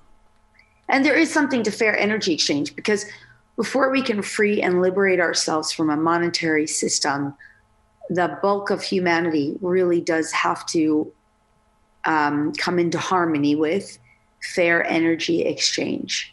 So that's why there still is a monetary system in part. That's part of why there still is one, because it serves our level of consciousness as we're learning how to fairly exchange energy, to honor and respect all energy. You can't just get something for free and then ask for a refund on something you've gotten for that has so for example, if you do a reading and someone doesn't like it and they ask for a refund, or if they take a class online, like our old system says, I'll give you 30 days your money back so that you'll buy from me. I'll give you anything just so you'll buy from me, and I'm banking on that you'll like it so much you won't ask for your money back. But that theology, that is not in harmony with the new paradigm, which the new paradigm says, if I provide a service or an energy extension to you, you must therefore, according to laws of the universe, reciprocate and provide fair energy, either to me or in exchange for what you receive in service. There must be fair energy exchange. Now, if that's not happening, you become out of harmony and you start sucked back into the old paradigm. You're going to be in lack and limitation. So it's important to understand that that's part of making peace with the whole monetary system and coming into harmony with it, is that it's serving as a way for us to understand and learn fair energy exchange. And if you are taking more than you are giving, you will find yourself on the side of debt. You will find yourself on a side of debtor. And this is why I say I want zero debt incurred by anyone, because once we're functioning from zero debt, I don't mean just financially, I mean karmically, all forms of fair giving and receiving will be more fully anchored into a new paradigm. And eventually we won't need a monetary system, because we'll just be functioning that way as a matter of integrity. As you're sharing these principles, my mind is going directly to spirits and the divine, with different types of energies that are leeches. They want to just leech off of you and see what they can take from you. And I feel like it's the same law that applies to engaging in the spirit of just trying to see what you can get versus, hey, this is what I have to offer. Whether you're working with the divine or, you're gonna deal with those personality types in everything that you're doing. Those who are just there to consume. There's people in your corner who are there just to consume. They have nothing to offer. They're not gonna share. You know what I'm saying? And they're just there to take and take and take. And so we have to learn how to identify and work with the ones who are. I'd say, look, if I eat, we all eat. My people. I really believe like what you want to do, whether it's with your services and. If you want to start getting clients and have a healing ministry and taking on clients and stuff, have you ever purchased a healing session from somebody? Like, have you ever supported somebody? If you're going live on Facebook and begging people to share, click that share button. Have you ever shared anybody's live stream when they were live? And because, whatever you put out there is coming back to you. Like, you can bank on it. It's for sure coming back. Pressed down, shaking, running over. It's coming back to you. So to make sure that you're going out of your way to be a blessing to people, to help others, because in your time of need, when you need it, it's going to be given unto you as well. So understanding that as a law, it's like, man, knowing that as long as you're doing the inner work, man, as long as you're showing up, it's gonna be given to you whenever it's time for you to step out and take those next levels. And I tell people too, in my community, like the people who've been supporting me and they've been patron and they buy my book and all that kind of stuff, and they're my people. When they put out a book, I'm buying it.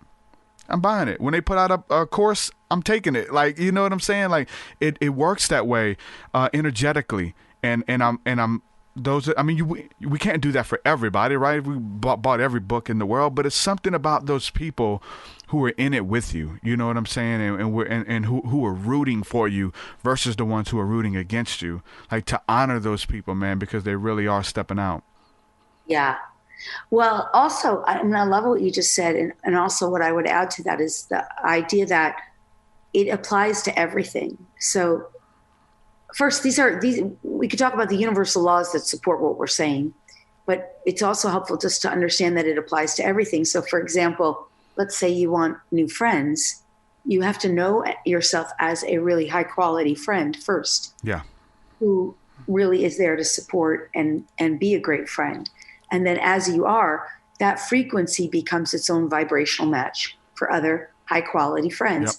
Yep. And if you want to meet a love interest, if you want a love interest, a romantic partner, you have to already be in the energy of really being in love, that you can fall in love with nature. You can fall in love with other people. You can fall in love with the mission. You can fall in love with life.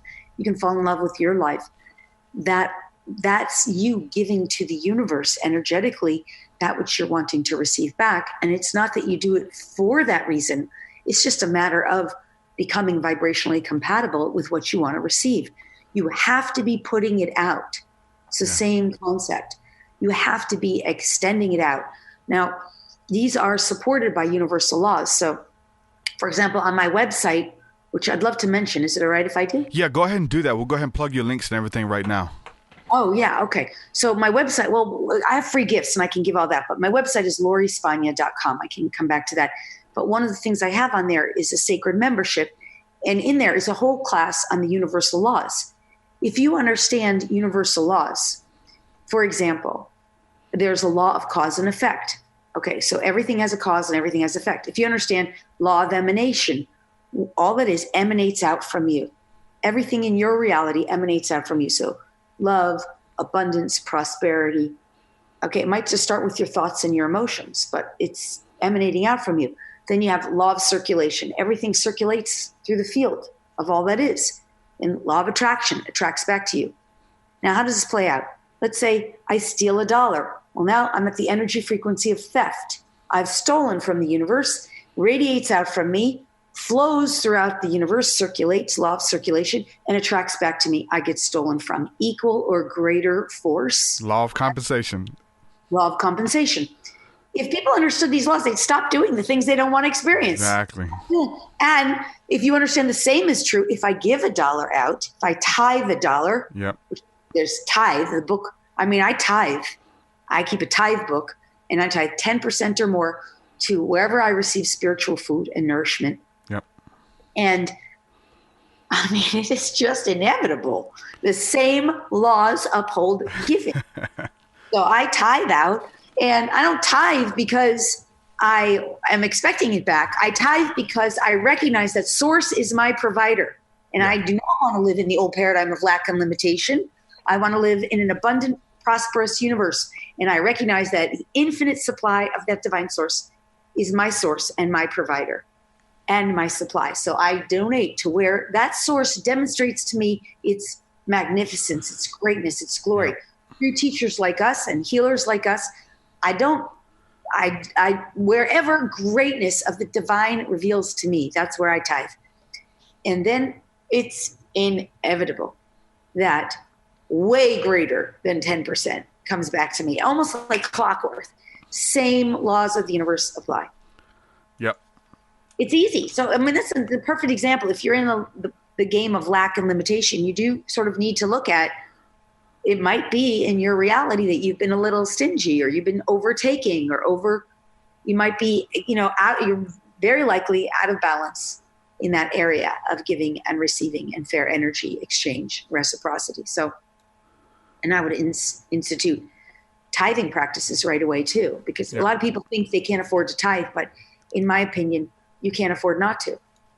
So anyway, but actually I have a whole great video on YouTube about this. So people who go watch Manifesting for Abundance, it's the video, I go into this in depth, where they could go to my website, lorispagna.com. It's LORISPAGNA.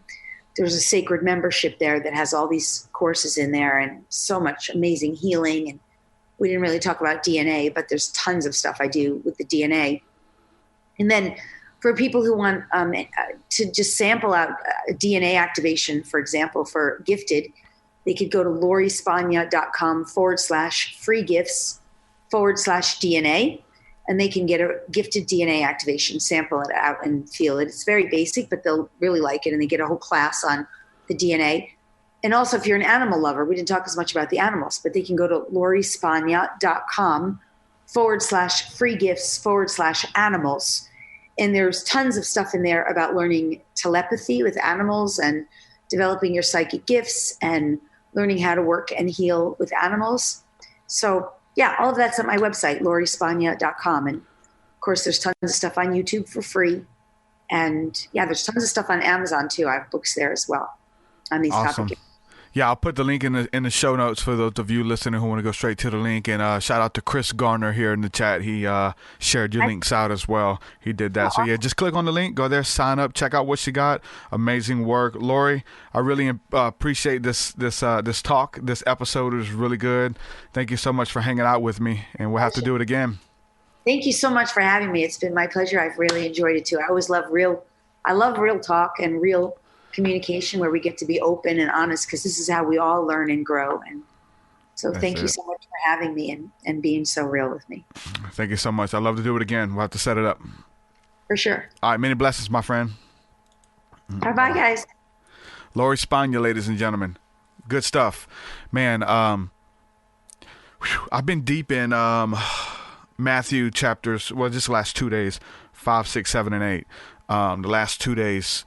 And I pretty much feel like everything that we've been talking about is like in those chapters, especially when it comes to giving and receiving and being blessed and those kind of things. Luke 6. Well, this is reiterated in Matthew, but this is the Luke version. Luke 6:38 says, "Give, and it will be given to you. In good measure, pressed down, shaken together, running over, will it be put into your lap. For with the measure you use, it will be measured back to you." The law of reciprocity, the law of compensation, whatever you give is coming back. Pressed down, shaken together, and running over, will it be added into your lap. Luke 6:38. And there's so many principles about giving. And within those chapters, man, there's the Matthew chapter 5 is the Beatitudes, and it's talking about how to be blessed. You want to learn how to be blessed? Read those chapters. Blessed are the peacemakers. Start making peace. Blessed are the pure in heart. Blessed is this, blessed is that, and find out what it takes to really be blessed. And then when it comes to money, the whole money issue is addressed as well. Matthew chapter 6. It's like, look, don't worry. You want to be blessed in the financial? Don't worry about it. Those who seek after money will never have enough, but God will always meet your needs. And once you stop seeking after it, once you stop trying to weasel and manipulate in order to get money and to make it happen, once you step back from that and just step in the fullness of God and what he has for you and what you have to offer, your needs will be met. He knows every need that you have, and they will be met. You'll never see the righteous forsaken. You'll never see the godly begging for bread. Those scriptures, man, they're life. They are universal law. And that's why I like to talk about universal law. I like to talk about this stuff because it reminds me of the scriptures. It's the scriptures worded differently. They're just worded differently. They have these laws and they're commandments, you know. We're talking about you have to do the inner work. You know, in order to receive, in order for you to step into your destiny, you got to do the inner work. You have to make sure that everything is taken care of. Reading in Matthew, it stood out to me, but I'm going to go back to it. I read it twice back to back. When you read the scriptures, you don't just read it. You're supposed to meditate on the word. think about it, contemplate it. There's different levels of what it means to you, what it means to, the people around you, and then how do you apply it? But Matthew 5, let's see. Matthew 5:22. I just want to read this little part. But I say unto you that whosoever is angry with his brother without a cause shall be in danger of the judgment. And whosoever shall say to his brother, Raka, shall be in danger of the council. But whosoever shall say, Thou fool, shall be in danger of hellfire. Therefore, if thou bring thy gift to the altar, in their remembrance that thy brother hath an ought against thee, leave there thy gift there before the altar, and go thy way. First be reconciled to thy brother, and then come and offer thy gift. Go and be reconciled. Make amends. Do the inner work. Ask for forgiveness. Right the wrongs. That's the inner work, man. Do that, and then come to the altar. Because when you're there, I'm telling you, when you come to this place of deep meditation and your communion with God, and you're there, those things are going to come up. They're going to come up. The oughts that you have, the unfinished business, slander that you've spoken, things that you've done that you need to right the wrongs. And when you're in the place of doing this inner work, then it's revealed unto you, and then you can go right the wrong. So this is like you showing up with your gift, your sacrifice to the altar. This is your altar. You make an altar wherever you are. Your altar can be in your room. It could be driving in your car, singing praises and worship and just tapping into the divine, and something will come up, something that you need to make right. So go and right the wrongs, man. There's something about the power of forgiveness. The scripture goes on to tell you that if you don't forgive those who've wronged you, and then you're here asking for forgiveness, you're asking God to forgive you your sins, but you haven't forgive those who wronged you. You got to do it. It's not going to be imparted unto you. A universal law, the karmic law, whatever you put out is coming back. You're not sowing forgiveness. Don't ask for it, because you want me to forgive you, but you haven't forgiven that person. All of this stuff just ties in, man. It's the beauty of the inner journey, man. Give and it will be given to you. You're not giving, but you're asking. Give. Most of us, there was times where you couldn't give money. And maybe you're there now. Maybe you don't make enough money that you feel like you can't give. Give time. Give energy. Give effort. Give prayers, man. Show up.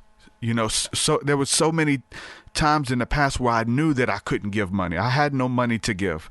I couldn't support somebody financially, but I could support them with my talents. I could support them by offering a service that I didn't, would have charged a lot for, but I gave it because I knew that when I needed it, that God would show up and open those doors for me. God would open those doors for me. I knew it 100%. And then once you step into your calling, once you're doing what you love for a living, right? You're able to do that, to wake up and do it. There's nothing that compares to that. And whether you have to take a pay cut at the beginning, it's worth it, man. It's worth it because you feel fulfilled versus being punched in a clock somewhere where you just feel like another number. You're expendable. They can hire a robot to do your job, but once you step into doing what you were created to do, and there's no feeling like it in the world, especially when you know that you're doing the will of God, that you are doing what you were created to do, what you were put here to do, what you were formed and knitted together in your mother's womb. You're doing what you're called to do. Psalm 84:10 is a good scripture. It says, better is one day in your courts than 1,000 elsewhere. I would rather be a doorkeeper in the house of my God than dwell in the tents of the wicked. I would rather be a doorkeeper. It doesn't matter your social status. Money doesn't matter. Money is fleeting. It comes and goes. You never have enough. But to be in this place where you're content, because you know that you're in not the permissible will, but you're in the perfect will of God for your life. Even if that's being a doorkeeper in the house of the Lord. Whatever it is that you're doing, you're content with it because you know that you're in the perfect will, man. And I remember years ago, No matter what job I was doing, I would seek contentment there. And I would tell people, man, like, it doesn't matter what you're doing. It doesn't matter where you are.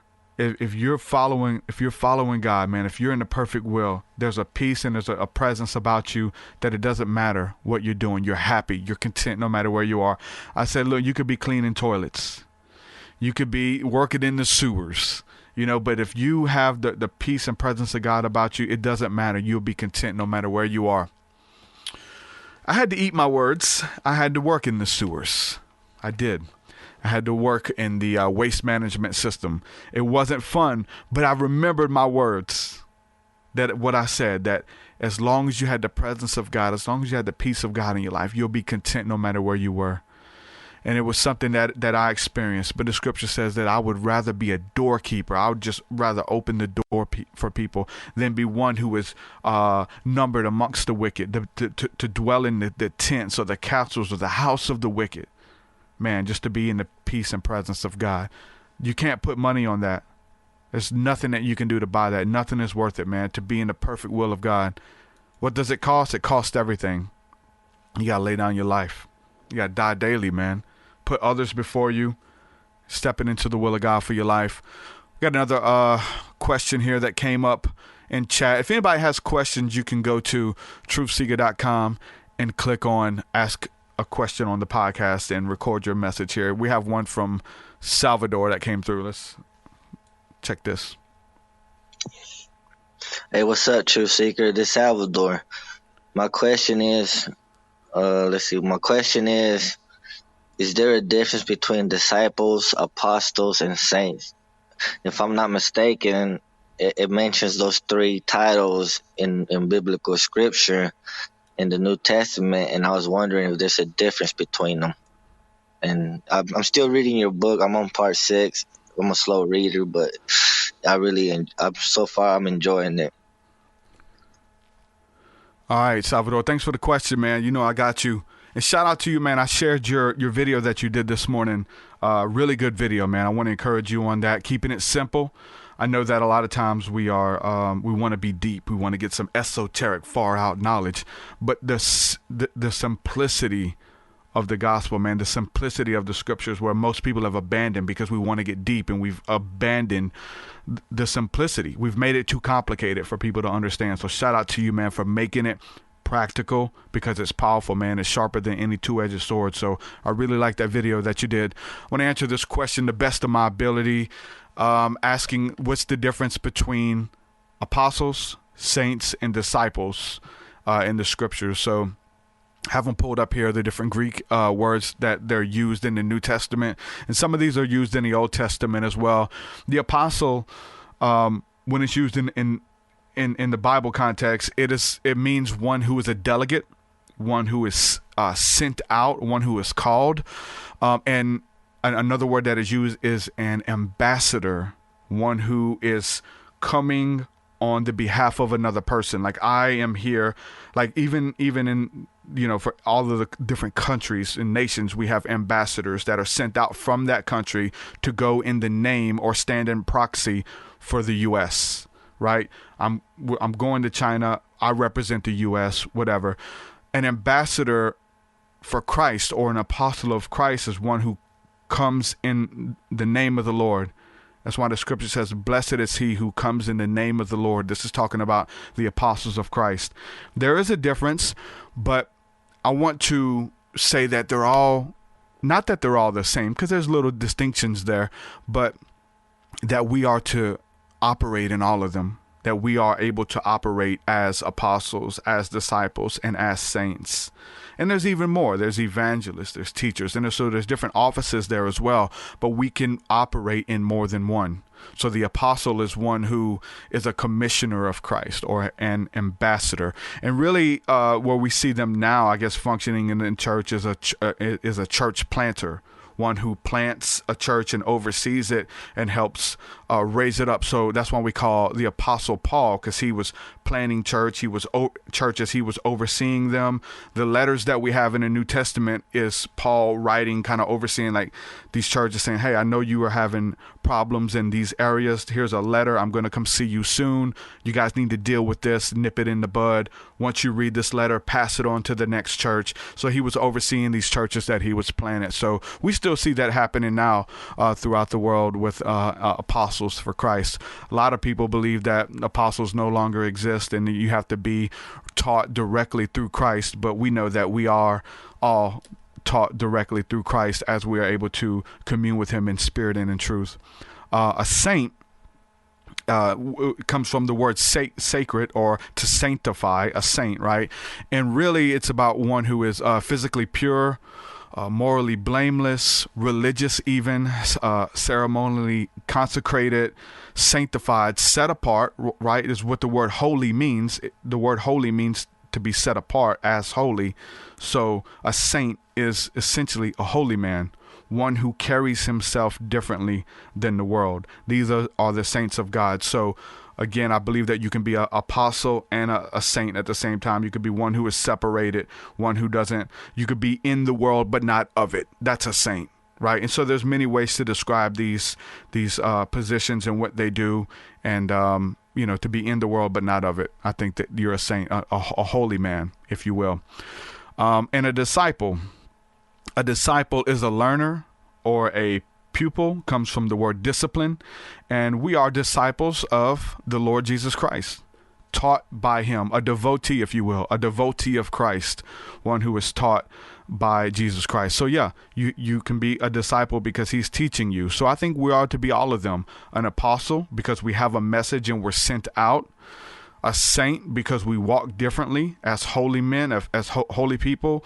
In Timothy it says that all men lifting up holy hands, having pure hands and clean hands and a pure heart to stand before the Lord. So I think that's something that we all are supposed to do.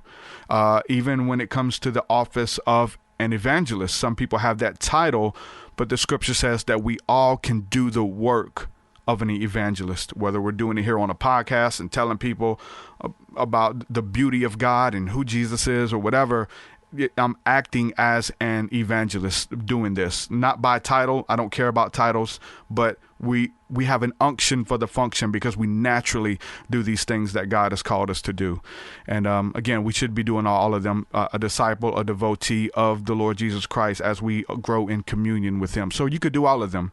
And yeah, they're different, but I think they're the same and we can operate in it all at the same time. So I hope that answers your question, man, the difference between an apostle, a saint, and a disciple.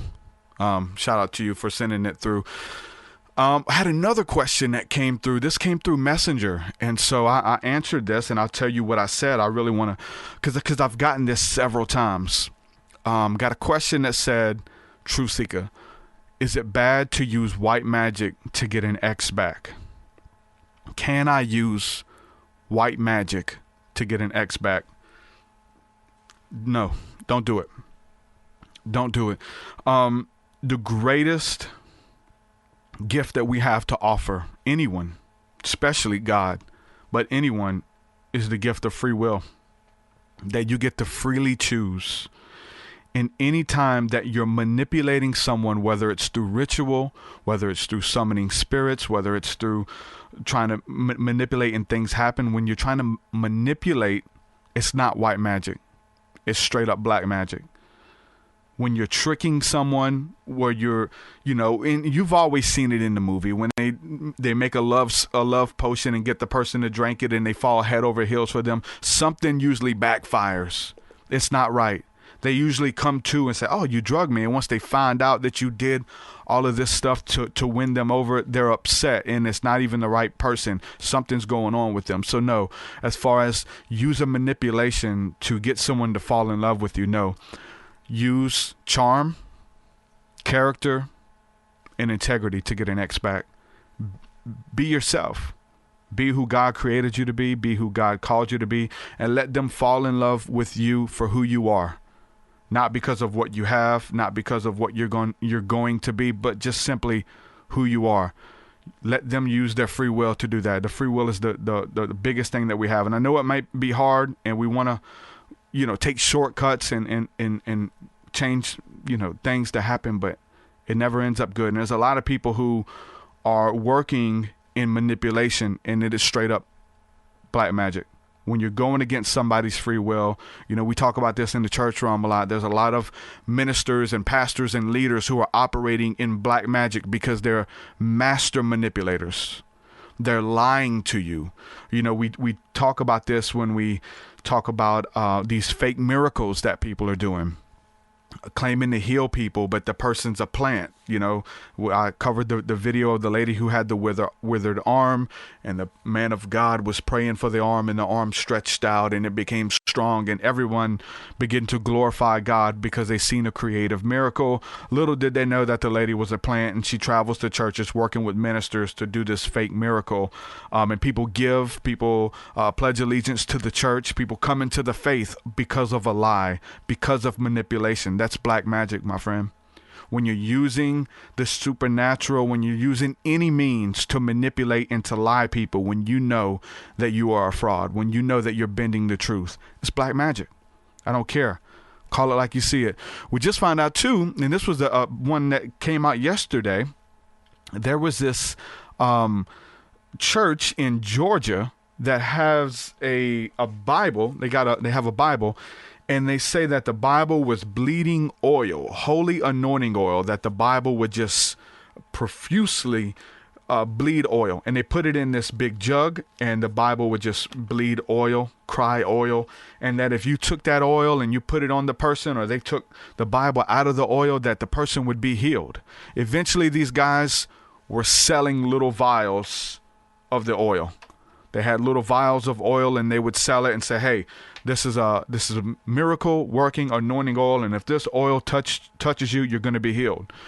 Well, there's countless comments in the comment section of these videos, testimonies where people who have had the oil and they said they got healed. I touched it and I had pain in my body. We understand that it's placebo. You believed it so much so that you connected your faith to that oil, even though it was fake, even though that it was set up, because it came out to be fake. These guys were on Sid Roth. They've made the rounds in all these big Christian, televangelist circle. They got paid a lot of money. They're selling the oil, but it came out as a fraud. They got a bunch of people to tithe and to sow into their ministry, but it came out as a fraud. They did tests on the oil, and it was the oil that came from a local tractor supply company right down the road. Same oil. They had it tested, and when they were questioned by a mainstream news source, and they did the inner investigation, they said, yes, we bought oil from down the road, and they closed shop on the ministry. They closed it, and so they got exposed. And so people are manipulating. They're using witchcraft, if you will. They're using black magic to get money, to get followers, to get subscribers. They're lying about the truth, and getting in trouble. So anytime that you do that, especially in the name of God, and you claim and told people, it's funny. Like, I went back and watched a lot of their interviews, and he was really really hesitant to say that he wasn't that the oil wasn't from God. The way he worded himself, you can tell that he was skeptical about it. He was trying to cover his footprints and was like, yeah, if you believe God said he won't heal nobody. So he kept trying to change what God told him versus what he was doing. Very interesting to watch if you go back and watch the interviews. But yeah, that came out as a scam as well. And it's so we want the supernatural to be real, man. We want God to move in those miraculous ways, so much so that we begin to follow any person with these stories. And it's a gimmick. You don't need a gimmick, man. You don't need a gimmick. You just need God. You don't need anything that anyone's selling you. It's a gimmick, man. Come here, get this oil. Come to get our oil.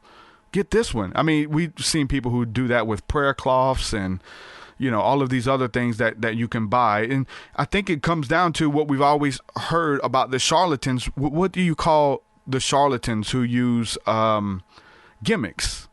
What do they call them? Snake oil salesmen. And literally these guys were selling or giving away oil if you donate to their ministry, right? I mean, they got at somebody who I looked up to in the past. Who was that?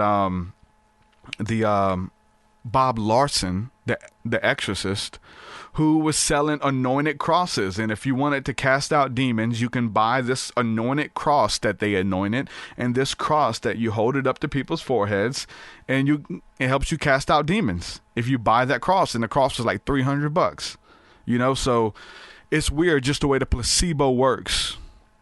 And it works for you. Like, I really do believe that there were people who got that oil. I mean, there were stories that were saying that a woman was taking the oil and putting it in her husband's food. She was cooking with it and praying and believing that he would be healed, or he would give his heart to the Lord. And the more of the oil he drank, he would be. And they bought the oil from the Tractor Supply Company right down the road. But it's your faith. It's your faith connected to it. Because you connected your faith and it became real to you. It opened the door of possibilities for you. That's the power of faith. Whatsoever you believe, you can have anything that you ask for. If you believe it, if you believe it enough, it will become real to you. If you have faith as small as a mustard seed, you will say to this mountain to be henceforth removed, and it will be cast into the sea. The things that you believe, nobody can take that away from you. Your experiences, doctrines and belief systems and all of those things, you could be talked out of. They change like the wind. But your experience and your faith in the divine, your faith in God, nobody can take that away from you, man.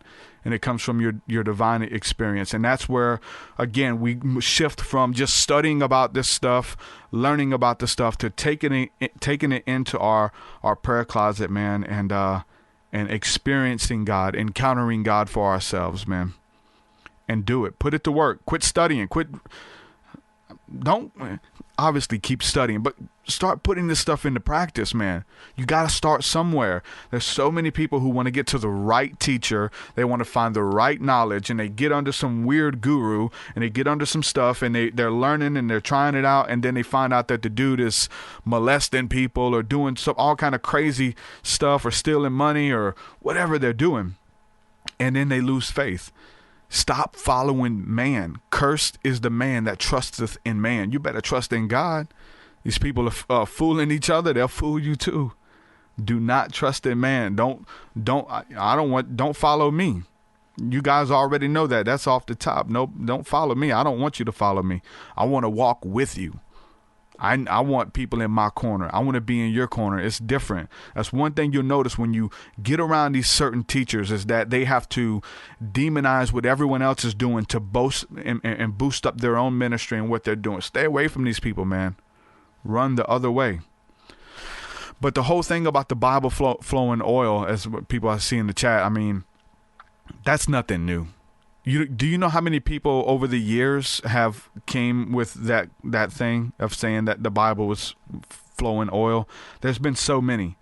That's not the only one. I think even John Kilpatrick, I believe, here in Mobile, claims they have a Bible that's bleeding oil as well. And it's a gimmick. You got to move people with a gimmick. You have to, I've talked about it, and you have to. I'm not the only one. I mean, the people with the gimmicks who have come out and showed you how they was able to move people, is they had a gimmick. They had something that made them different. It set them apart. Come and meet with the angels. It ain't just about having a Bible study. It's come meet the angels. You're going to go to that Bible study, before you're going to go to the, just a regular one down the road. Here's a Bible study where they're meeting angels every night, and angels are going to be there. So you got to have something that sets you apart and sets you as different, man.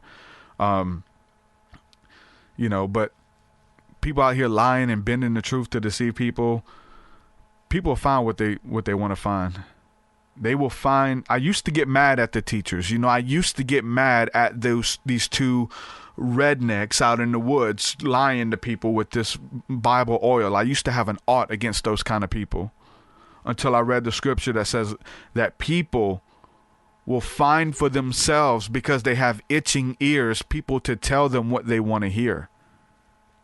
You found out those persons. You kept going. You give them people your money for a reason, because they're telling you what you want to hear. So it's not on them.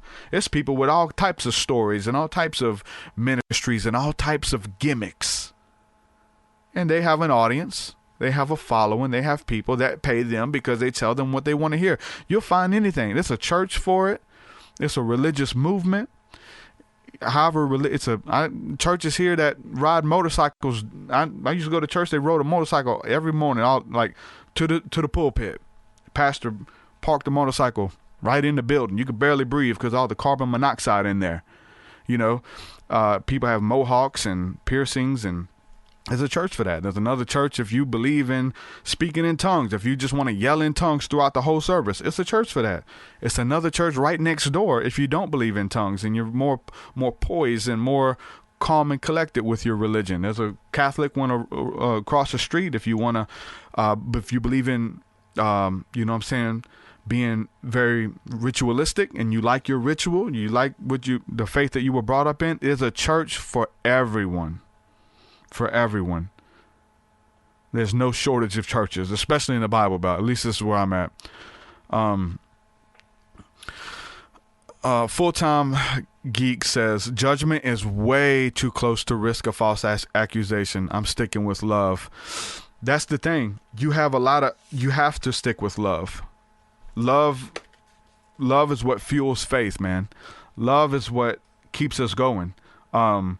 And that's the difference between the heresy hunters who are always looking for people to deceive them. They're always looking for the holes in someone's testimony. They're always looking for the holes in someone's story. And there's a bunch of them out there. There's a lot of them out there. And you have to understand that the scripture says that a spiritual man judges all things. So just to let anything fly just because you don't judge is definitely not the way we're supposed to go. And many of us, because it's the polar opposite of walking around and being a heresy hunter and judging everything, we've kind of been lax on a lot of that stuff. I've totally been there. I've been on both ends of the spectrum, and I'm trying to find a healthy medium, a healthy balance, because I believe that's part of the narrow road. It's right in the middle. It's not too far left. It's not too far right. It's in the middle, the narrow road. It's like people who operate in the spirit of discernment and who are just finger pointing, and they can see all the negative that's going on. There's so many of them, heresy hunters, and people call me out, and people do videos on me and do like rebuttals on my podcast and all kind of with huge followings. It's flattering, really. Shout out to you guys. But to have that spirit of discernment and have the spirit of to be able to judge, to be a spiritual man who judges all things, you got to have the mind, the will, and the emotions must be renewed. You got to be judging people out of the renewed mind, not out of the carnal mind. Also, you can't judge by appearance. You have to judge by the spirit, and ask yourself, why are these people doing this? Why are these people flocking to these types of ministries? Why are these people doing that? You have to have wisdom. So just being able to discern something as being evil, to be able to discern something that has holes in it or chinks in its armor, to be able to discern, that's no great feat. Many of us can do that. But it's to be able to move with a heart of compassion. Do you have compassion? Why judge them? Why lash out when you have no heart for restoration? You have no heart for restoration.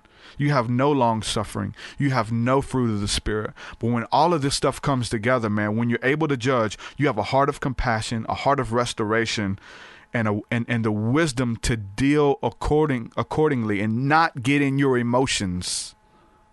To not move by emotions, but be moved by faith with all of those things, the heart of restoration, wisdom, and compassion, long suffering. That shows true maturity. And there's not a lot of that out there. There's a handful, but the majority of those who are finger pointing and calling people out and pointing names and stuff like that, there is no heart of restoration. There is no heart of understanding why they did it and looking at the good and looking at the bad. You know, you have to be able to do it all. So I just encourage you guys, man, just to let love be the highest. At the end of the day, no matter what you're doing, let love be your motivation. Let love be the reason that you do anything. Love is what fuels your faith. You want to have supernatural faith. You want to tap into the unseen. You want to have these beautiful encounters. You want to manifest your destiny. Love is what fuels it all. Don't do it out of anger. Don't do it out of bitterness. Sometimes it sets in. Sometimes you may start there. You may feel locked in it for years. It becomes natural. Bitterness, hurt, rejection. But understanding that love is what's going to be the changing factor that is able to heal that. Love will heal all of that. You don't want to start anything. You don't want to step into anything out of bitterness. You don't want to let your haters be your motivators. You'll start building things and ministries and ideas and spending money and all of these things on stuff that you're not supposed to be doing because you don't want to let your enemies or your naysayers see you give up. You don't want to let them see you quit. So you let your haters become your motivators. You need to let God be your motivator. You need to let faith be your motivator. You need to let love be what motivates you. And then you don't have to kick open any doors. You don't have to pry open any doors. You will be in the perfect will of the Most High, of Creator. And these doors begin to open up for you. The promises of God are yes and amen.